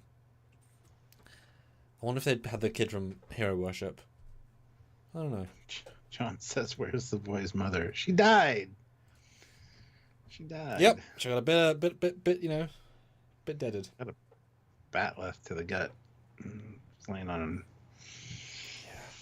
ottoman and blood everywhere. Yay! But again, great idea. Had they had some hot Klingon sex in season 1, so he could be like 6 or 7, But I think he's just too young for this to work properly. Yeah. All right, next, and do vote in the poll. I'm very torn by how I feel about it, so I think you should. I think you should vote. So I'm clear. That's how I feel. 50 krona from Tab Extra. LOL, found this online. Borg, a well-acted and decently suspenseful episode, is marred by the wussification of the Borg. Hugh. Oh, yes. Now, is this better or worse with Picard season 1?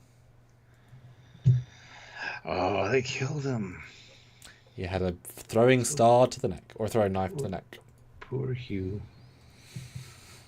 I don't know. That's worse. A good question. Nope. Yep. Worse. I was getting there just in a polite way. I mean, he's so unmemorable in Descent as well. That I sort of just ignore that. Oh, Descent's awful. Yeah. Yeah, so find a crashed Borg ship. There's a Borg alive. They bring him on Borg. On board. And yep. Separate him from the collective. Well, he is separated from the collective, if I recall correctly. Yep. And then they kind of make friends with him, which already gives him a name. Guinan's all confuzzled after she meets him because it's like this is an actual person under there. Because she was quite determined to hate him at first because of what the Borg did to her people. And then we get this whole plan of we can destroy the entire Borg with this mathematical algorithm, which is my Discord picture, by the way. So I can destroy everybody on Discord. And there's the whole moral dilemma of, do we use him to kill the Borg, all the Borg everywhere, or do we let him go by himself and maybe introduce some individuality to the Borg, or will he just be reassimilated? Yep. We don't know what's going to happen. Nope. We assume he's going to be reassimilated, though. So do we just let that happen, or do we destroy an entire species? Which is not really a species, per se. Yeah. That sums it up. Yeah, this one was a really interesting watch, because it commits to the bit fully, right? Good actor cast, good attention to the makeup. You really feel that distinction, and it's really they do not delve back into the Picard Borg stuff really in TNG until this, and the fact that he actually has the mental fortitude to call himself Locutus despite, and he does it in such like a I've thought about this overnight. I'm gonna say it. It's gonna hurt, but if I don't commit, he'll sense it. And so the fact that he's so cold about it actually tells you how hard it was to do. It's an interesting way of doing it. He picked a good, I think, choice. The fact that everyone, they're taking an inanimate killing machine in essence, and turning it into a character, and everyone buys it slowly. And if Guinan thinks, then it's very interesting That said, of course, Guinan is such a person that she would intellectually understand that there are people who are controlled by a voice in their head. Like, it's not as if the Elorians were attacked in one fell swoop. The Borg were a threat for a while. That did the final blow. But so the fact that she's like, oh, wow, you're a person. It's like, yeah, well, they are people. Just people destroyed by, you know. But that's what we learn as the audience, right? We haven't seen this, so it makes sense from that perspective. But, you know. And interesting, and potentially the most important episode in Trek, because without this, there would probably not be. If you're extemporize what probably happened, there wouldn't be a queen with this necessarily, because you can argue this created the individuality, which created the need for a queen, which created the need. Because all Borg consistent before this. Yeah. Then you have Best of Both Worlds ruins it, but you could really influence. This is when everything shifts in the Borg. But how many trillions died because they didn't kill the Borg? Yep. I mean, every single one of those deaths is on Picard and them just having their own morals. Everyone that dies on Voyager, every species is like that. If that was stopped, but then of course Jeremy wouldn't have got home using the network, so it's all swings and roundabouts of mass destruction, eh? Yeah. And then with a really well played end, because I love the snow set, really well done. And have you beamed away, but look at them last second. A very, very smart director's choice. It's like this small, but it's this meaningful. Yeah. And an awesome actor, whatever his name is, that played Hugh. That wonderful understated. Yeah. Yeah. Very well written, very well acted. Good moral dilemma, typical of good Star Trek. And actually unique to Trek. Yeah. Because what else has the Borg? What else has this? Not even the Cybermen would work. It wouldn't. They don't share data in the same way. So it's pretty actually unique. But I do think it's just an A. I think for budget reasons, like seeing it on scope and scale, you know what I mean? Like if a Borg cube had come out of Transwarp, like, you know what I mean? They could have, if it had been amped up a little bit budget-wise, it would have been higher. Higher than it. I think for me it's an A. It's very, very strong. Just missing I was thinking A. A little bit of extra. Yeah. Like, they couldn't have done it, but if they'd actually had, like I say, the Transwarp conduit opening, Asher appearing, and then him in an alcove at the end, like in a full set, and we can see more Borg, and like commit more to that arse visual, him maybe like doing a tear down, like it kind of more horrific, but like something else would have been really like, whoa.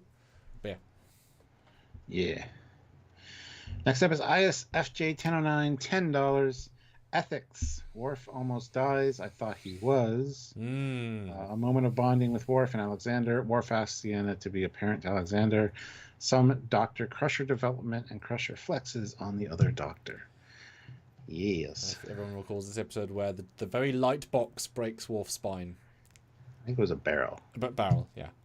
It's dumb and awkward, but boy, we will just rewatch this, and his acting is superb in this. Yeah. For a guy that can't move. Yeah. Oh, it's really hard hitting, this one. Yeah, some fantastic scenes between him and Alexander. The other Doctor doing ethical shady shit. But if it helps, shouldn't be doing. Well, yes. Yeah. One of the problems with the medical field, though. Yep. I love the way that Beverly kind of goes about dealing with that, but it ends up saving Worf's mobility in the end. So, yes, it was wrong, but it's another morally ethical one. Like, Jesus. Yep. Asking for suicide. Yeah. by Riker. Oh. And Riker's speech show is just superb. Yeah. And this is like years of them being friends as actors, and you know there's a bit. Season 1 have no resonance. Like, really, there's so much weight here from all the drunken nights out. Frakes, I needed a kebab. No, I'll be back with blood. I need a kebab. Help me. You know, all those moments. Yeah. Yeah, it's a good episode. The surgery stuff's really cool. Seeing Worf's spine, and those surgical gowns. I tell you what, they're bold. Yeah, but the fact they can commit this dark, and you feel it, and not because it's like, it's just a guy lying down, right? It's not horror of a body just destroyed, or like in Forrest Gump, the guy hasn't got a leg. It's the acting of Michael Dorn who's fully there. Yeah. Right? Yeah, this is a good episode. Doesn't have a lot of the Star Trekisms I really want to see, but it is a really good episode. But it does give you a lot of Klingon context through Worf. Yes, yes. So I'd say it's a very, very strong B. I think it's missing a few secret sources to get an A, personally, but I think it's right there in a high B. Yeah. It's very good television drama, for sure. It would take this much to make an A, in my opinion. Yeah. But I don't think quite it's on that level. Yep. But it is that, right? It's a very high B. It's like if we rewatched everything in S, A, and B to see the dialogue, we'd probably change the order. Or like be more certain, because that's like Probably. the little things are going to come across. Yeah. Wonderful. Area 51, $5. Silicon Avatar, old lady scientist, crystalline entity, old lady goes batshit crazy and kills it. Yep. Weird end. Yes. She is psycho. I mean, fair though. I get it. She doesn't know how to hold a tricorder either. I remember that. Yep. I remember that too. What was it? Sorry. With that really silly start of like, oh, Riker, flown this lady, and then everyone's dead. Shit. Okay. Wow. Oh, yeah. Just scorches the planet. Yep. Yeah. Very obvious day to night, because literally blues. I mean, I guess technically it's like overcast, but yeah. Day for night. I mean, great for a sequel and to Create Identity. That's great. I mean, I have a bit of continuity. She's a good actress, the old lady. You never quite know where she's going. Data's good in it. Picard has his bloody jacket again. Is it? And the creepy but also heartbreaking colonist. Do you have the records? Because she's from his planet, right? They're technically like the same planet people. Do you have records of my son? And can you say them? And in his voice, it's like, I don't feel comfortable doing that. Yeah. It's like, oof. And you see, and it's a great second watch because you see her descent. Yeah. And it's really on screen. It's a great revenge story, yeah. Yeah, it is. You feel so bad for her, but at the same time, you kind of hate her. But it's that last... It's the question, how many times are you there in films where the button, the one, that all it stands, that one button to do the thing, the bad thing. Most people say, I can't do the button. She just clicks a button. Yeah. She lets her impulse win. And the poor crystalline entity shatters. And then she's happy at the end, which is a wonderful way to end it. And she talks to him as if he's her, and I did it for you. It's like, no, he died, you crazy bitch. Yeah, and he wouldn't have approved. Yeah. It kind of breaks her heart. Like, it's a good end stinger. I mean, that's probably... Is that the best ending of everything so far? Because that's a really, like... Yeah, I would say so. It's a really strong end. Yeah. I wasn't going to give it a B, but I think the end and the way, the feel, I think it should be a B. I think it's right. You think it should be a B? I think it's a really high B. Oh, I was going to say A for this one. Ooh, why? Why do I have to justify everything? Well, for the audience. They don't care. But like, what pushes over the line? Well, it's really well done. It's very intricately done. With the writing's fantastic. Again, the fantastic actress that pulls this character off, and the relationship with Data, the kind of weird, like, you're my son, you got his memories, and then to get that stinger at the end, it's a nice little... I love cherry. This is cherry filled. No, that's super interesting because all of the A's and S's are all sci-fi themed. This is all those points you said are really character acting based. So I like the fact that you threw on that. I mean, yeah, I guess go for... I mean, it's certainly similar to the Hugh episode, right? Yeah. There are sort of parallels in single actor owning it. I still think the game is right up there too, you know. Yeah, good for the acting, yeah. Very nice. Classic for reals here with $10. Bump up Inner Light and Darmok, damn it. You want Darmok bumped up again? Double arrow! Double kill! Darmok is not S tier by any stretch of the imagination. I'm going to have to double arrow that. Yep.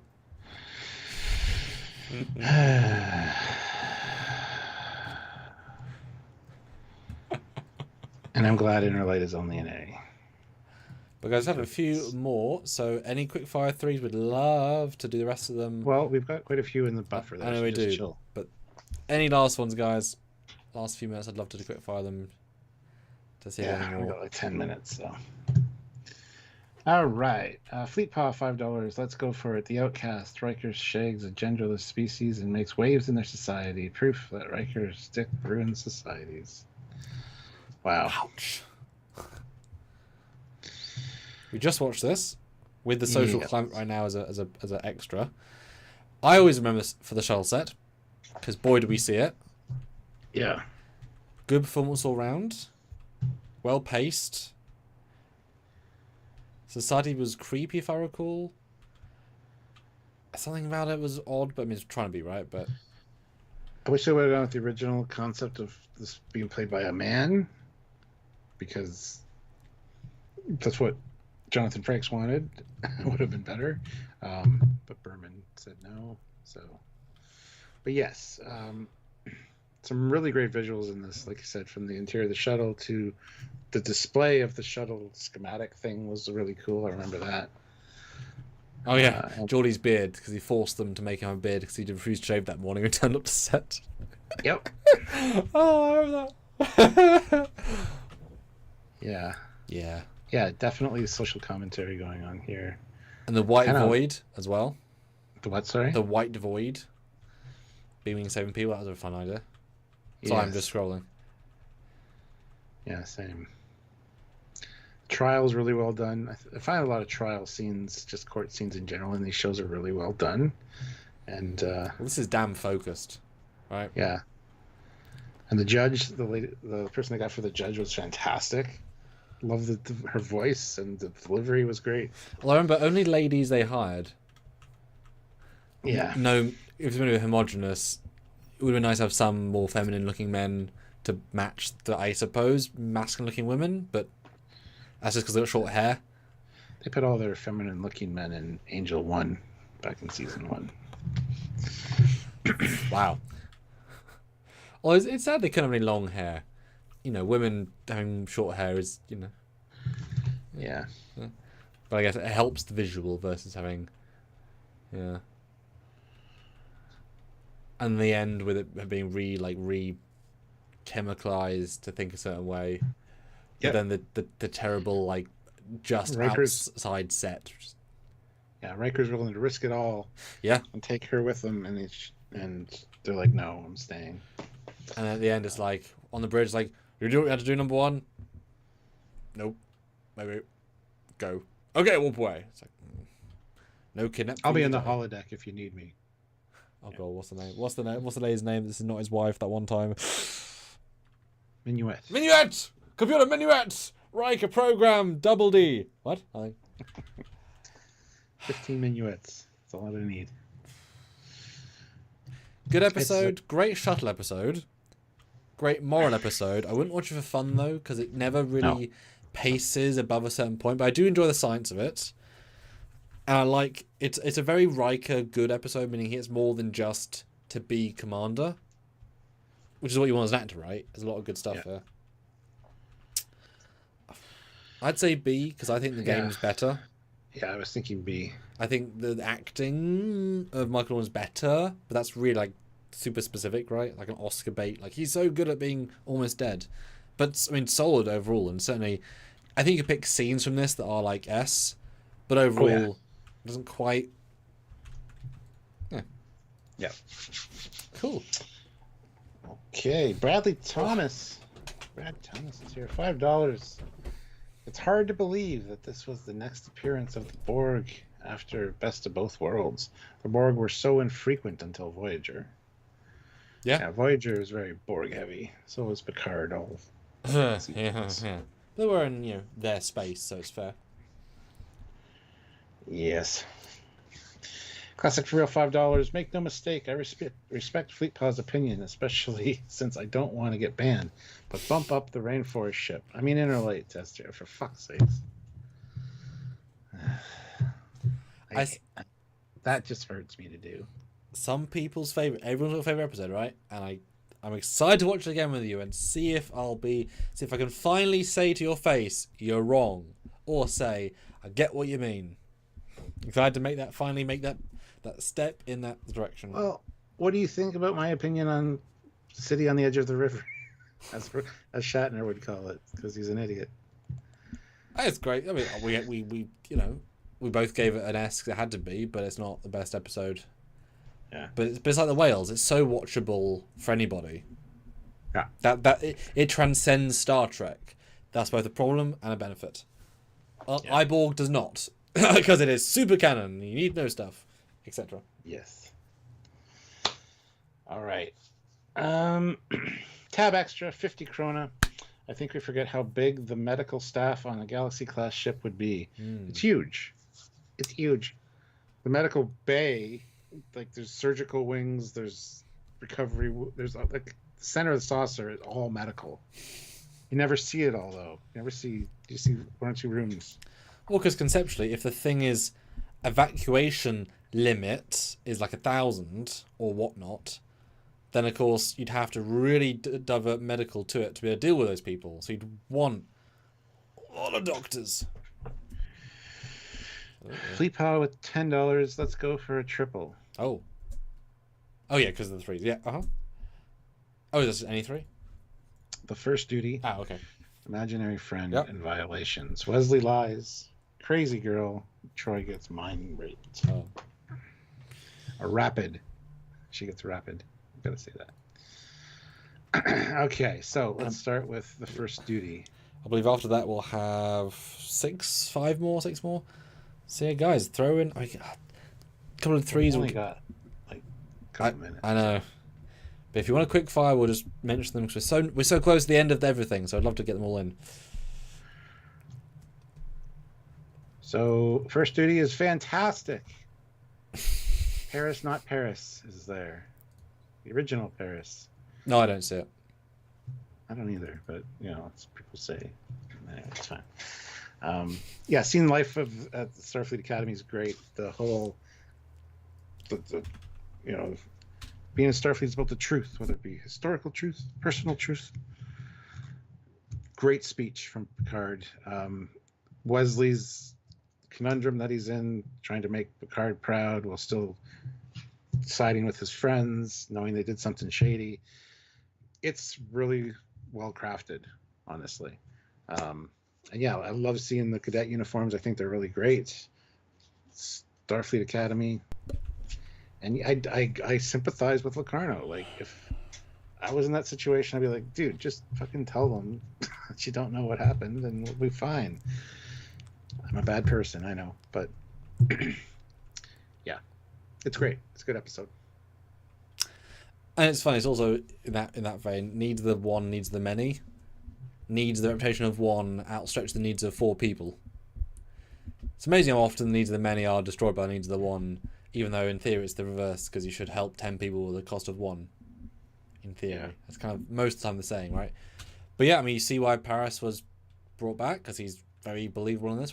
He's redeemed at the end, kind of. At least attempted redeemed. It's really a textural piece here to Earth, and it's so unique in that regard. Everything at the Academy exterior is beautiful.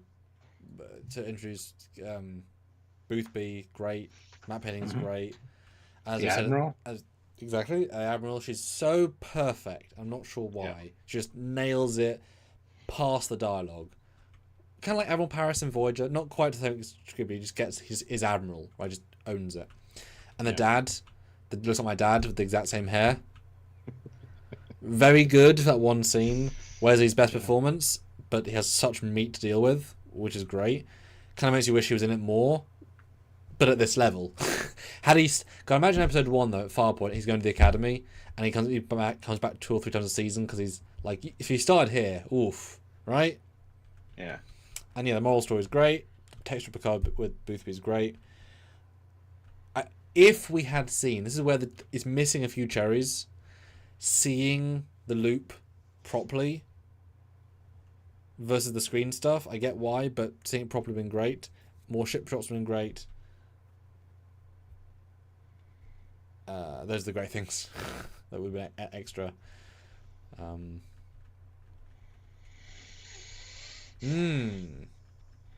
Let's say an A Mm. for Academy. Yeah, I think what it does for the universe and the complexity and the fact that no one's a villain, no one's a hero, right? Yeah. Just like real life. Mm-hmm. Yeah. Yeah. Nice. All right. Next up, we got Imaginary Friend. I think performances are great, but that's because they're so distinct, right? Good kid, main girl. She's good. The dad's pretty good. The Mutara Nebula redo. I remember the shots of the creature going through the set. Actually, really well done. The way it interacts, fake light as I'm scrolling. Agawa's in it. Good for Agawa. You see the Botanical Gardens, Arboretum. Never see that. That's nice. I would think the creepy girl is really successful. Yes, absolutely so. It looks like a doll. Looks like one of those creepy dolls from Chucky, like a taken over doll. I don't remember the. Is it just that she's part of the anomaly, as they often are? Can't remember. But a great byline, right? Imaginary friend isn't imaginary. Great idea. Would have been better probably if they were older, but they wouldn't have the same cuteness. And bloody Wolf's kid, isn't it? Which is kind of awesome to kind of connect them all. Yeah, for me it's a C. Yeah. Yep. C that could have easily been a B with a bit more. You know, just a bit more. Yes. Much better than the one with the mum. Very similar idea. I prefer this execution because both actors hold up better, and Troy's great in it, as I recall. All right, next up is Violations. Oh. Yeah. Hard one to summarize, with the crazy Riker and her make out and throw each other against walls. Like, what? Yep. That's yeah. Oh, but it's clever though. Keiko with the brush and the remembering things, and they help to bring memories. Interesting, but he's like clear the creep from the start. It's not obvious. Oh, good look for Deanna Troi. Yeah, putting a rape prison brain is like, oh. Oh, and the really good wide angle shots. Oh yeah, the dream bit's cool. That was really, really well shot. Mm-hmm. Oh, this isn't even the one I'm thinking of. I thought this was the one where she had this streak of gray in her hair, but it's not. No, there are several. Troy gets abused. Yeah. Everyone gets bad dreams, and we see pre-season 1 Picard at Jack Crusher's death with a Borg face kind of and hair, which is really awesome to see. That's a very striking visual. And the grandmother's creepy with the hairstyle.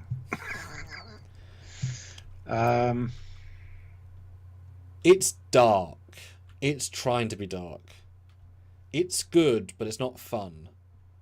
I mean, go straight C, because it is a quality bit of writing. It's just not nice. I just wish it wasn't Troy. It's always Troy, right? Yeah. Classic for real, $24. I don't know how many episodes left, but here's 24. I'll make up any difference for the rest. They're quick, very quick fire though. Yep. Because I gotta go. But you got them all. Wonderful. Yeah. Oh.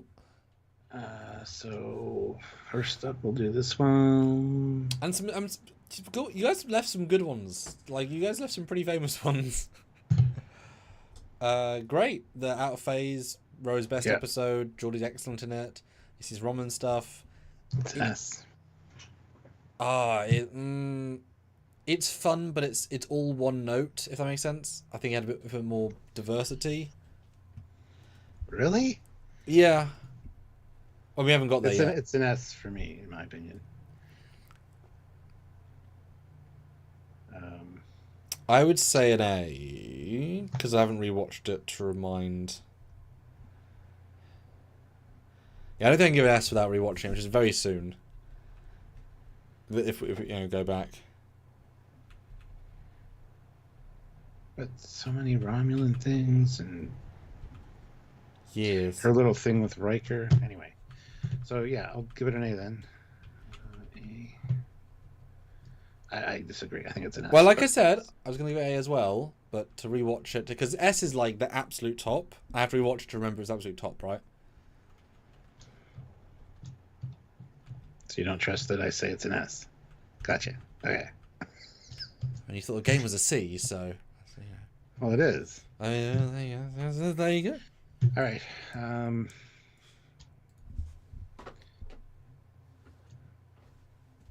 Yes. Part 1. I know people like it. I don't love it. Great idea. Mediumly done.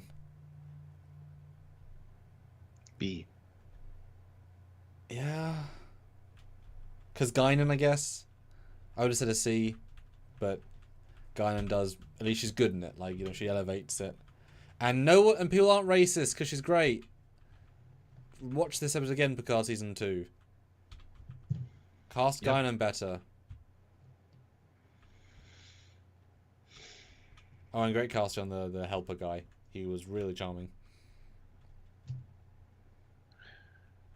Unification... Oh, I'd say he's 2, isn't it? I guess I messed up. Should have done 2 for that. So just 1, because, yeah. I mean, they are very different parts, but it doesn't matter so much. See? It's not that great. Lets itself down.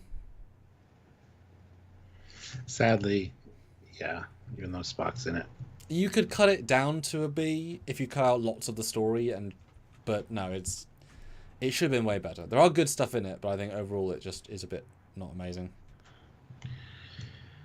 Too much dragging stuff on Vulcan, Romulan. Oh, and they just pad time her in a bar towards the ladies. Like, you don't need the stuff. You don't need it. Just. But you do, because it's dragged out 2-parter, right? Yes. It's not inspired enough to be 2 parts, even though it's 2 parts. And Sealer's weak in it, considering. Yes. McDuff. S. Yep. The secret sauce is all the fun and the seriousness, and then the twist, and then killing him brutally at the end. Yep. It's so much like the first one we did, but the dick evil version, like single man yeah. And then last one. We enjoyed when we reviewed it. Trying to remember. Perfect people. Yes. Perfect society or whatever. And then they beam down like all the science people, like, hey, there's science uniforms, yay! Finally! It's like a dome that's breaking, and they haven't left in like 200 years. And does the lady go with them? I forget. Because there's a lady scientist that wants to go. What's it called? But it would Masterpiece Society. Thank you. Oh, the sun's like gonna blow up or something because they didn't mean to live here the whole time, or something. Yeah. Right? And the guy goes after Troy for something because perfect. Yeah, the scientist decides to stay because it would screw with their society. So because everyone's important. To leave. Yeah. And she judges. I remember she said like, "Oh, Geordie, you'd be killed in our society because blind." And she's like, "Oh, thanks." Yeah. Well, I'm saving your planet right now. Cool. But I remember her and Troy being pretty decent as a little duo, chemistry-wise. Just weird, but decent. And the leader guy hanging out with Troy. Yeah. And the ending is good because we could try and save the planet, or we can leave, and everyone says we should stay because help the society, and they do choose to save. And it's like, really? They chose to stay? Crazy. I remember liking it a low B. But I think, because we don't remember enough, it should be a high C, because I think... I was thinking C. But there are some very good little scenes I do recall. Yes. Yeah. I'll let you know what we gave it on the review thing, because that could be kind of interesting. Masterpiece Society... 13. 7.1 from you, 7 from me. Yeah, it's not so bad. Yeah. All right. Yes. All right. Let's end this poll. We got 34 votes. Oh, yes. Which is worse, TNG Season 1 or TNG Season 5? Season 1 wins and is worse with 88%. and 12% said TNG season 5. So 4 of you, were you trolling or were you? Look at him doing the math. Wow, not a single F, Stuart, and not even the D as an F. That is not F worthy. How do you feel? Yeah. Not shocked because this is like one of their best seasons. Just spread out equally, kind of, right? Yeah. With obviously 2 were slightly upped, so really it should be 3. Would have been skewed a little bit, but that's really interesting. Yeah. Mm-hmm. Cool. High average is good. All right. Join us on Thursday for season 6. We're probably doing a live tomorrow. I don't know what the topic will be, but we want to break these up a little bit. So Thursday will be season 6 if you want to tune in for that. Thank you to everyone that came by and super chatted. You guys are awesome. You guys maketh go, as you know. We should be here at the beginning so that we wouldn't have to scramble at the end. Yes. But we're also now earlier, in fairness, because... when does your clocks go forward? I believe the 30th. Yes, because currently it's only 10 on the 31st. It's 30th, so it's quite a while, unfortunately. Almost 3 weeks. So this will be an hour early for everybody not in America for the foreseeable future, and then we're back to be the normal after that. Sorry. Hey, you turned up in the half. It's fine. You turned up. Found us in the end. All right, guys. Until next time. Hit like if you haven't already. I want to take 50, by the way, before we close out real quick here. So hit like right now. While I say, until next time, which is tomorrow. He's Commander Coggins. He is. And he is. Kind of early. Season 5. Be your choice. I'm an S. Bye, guys.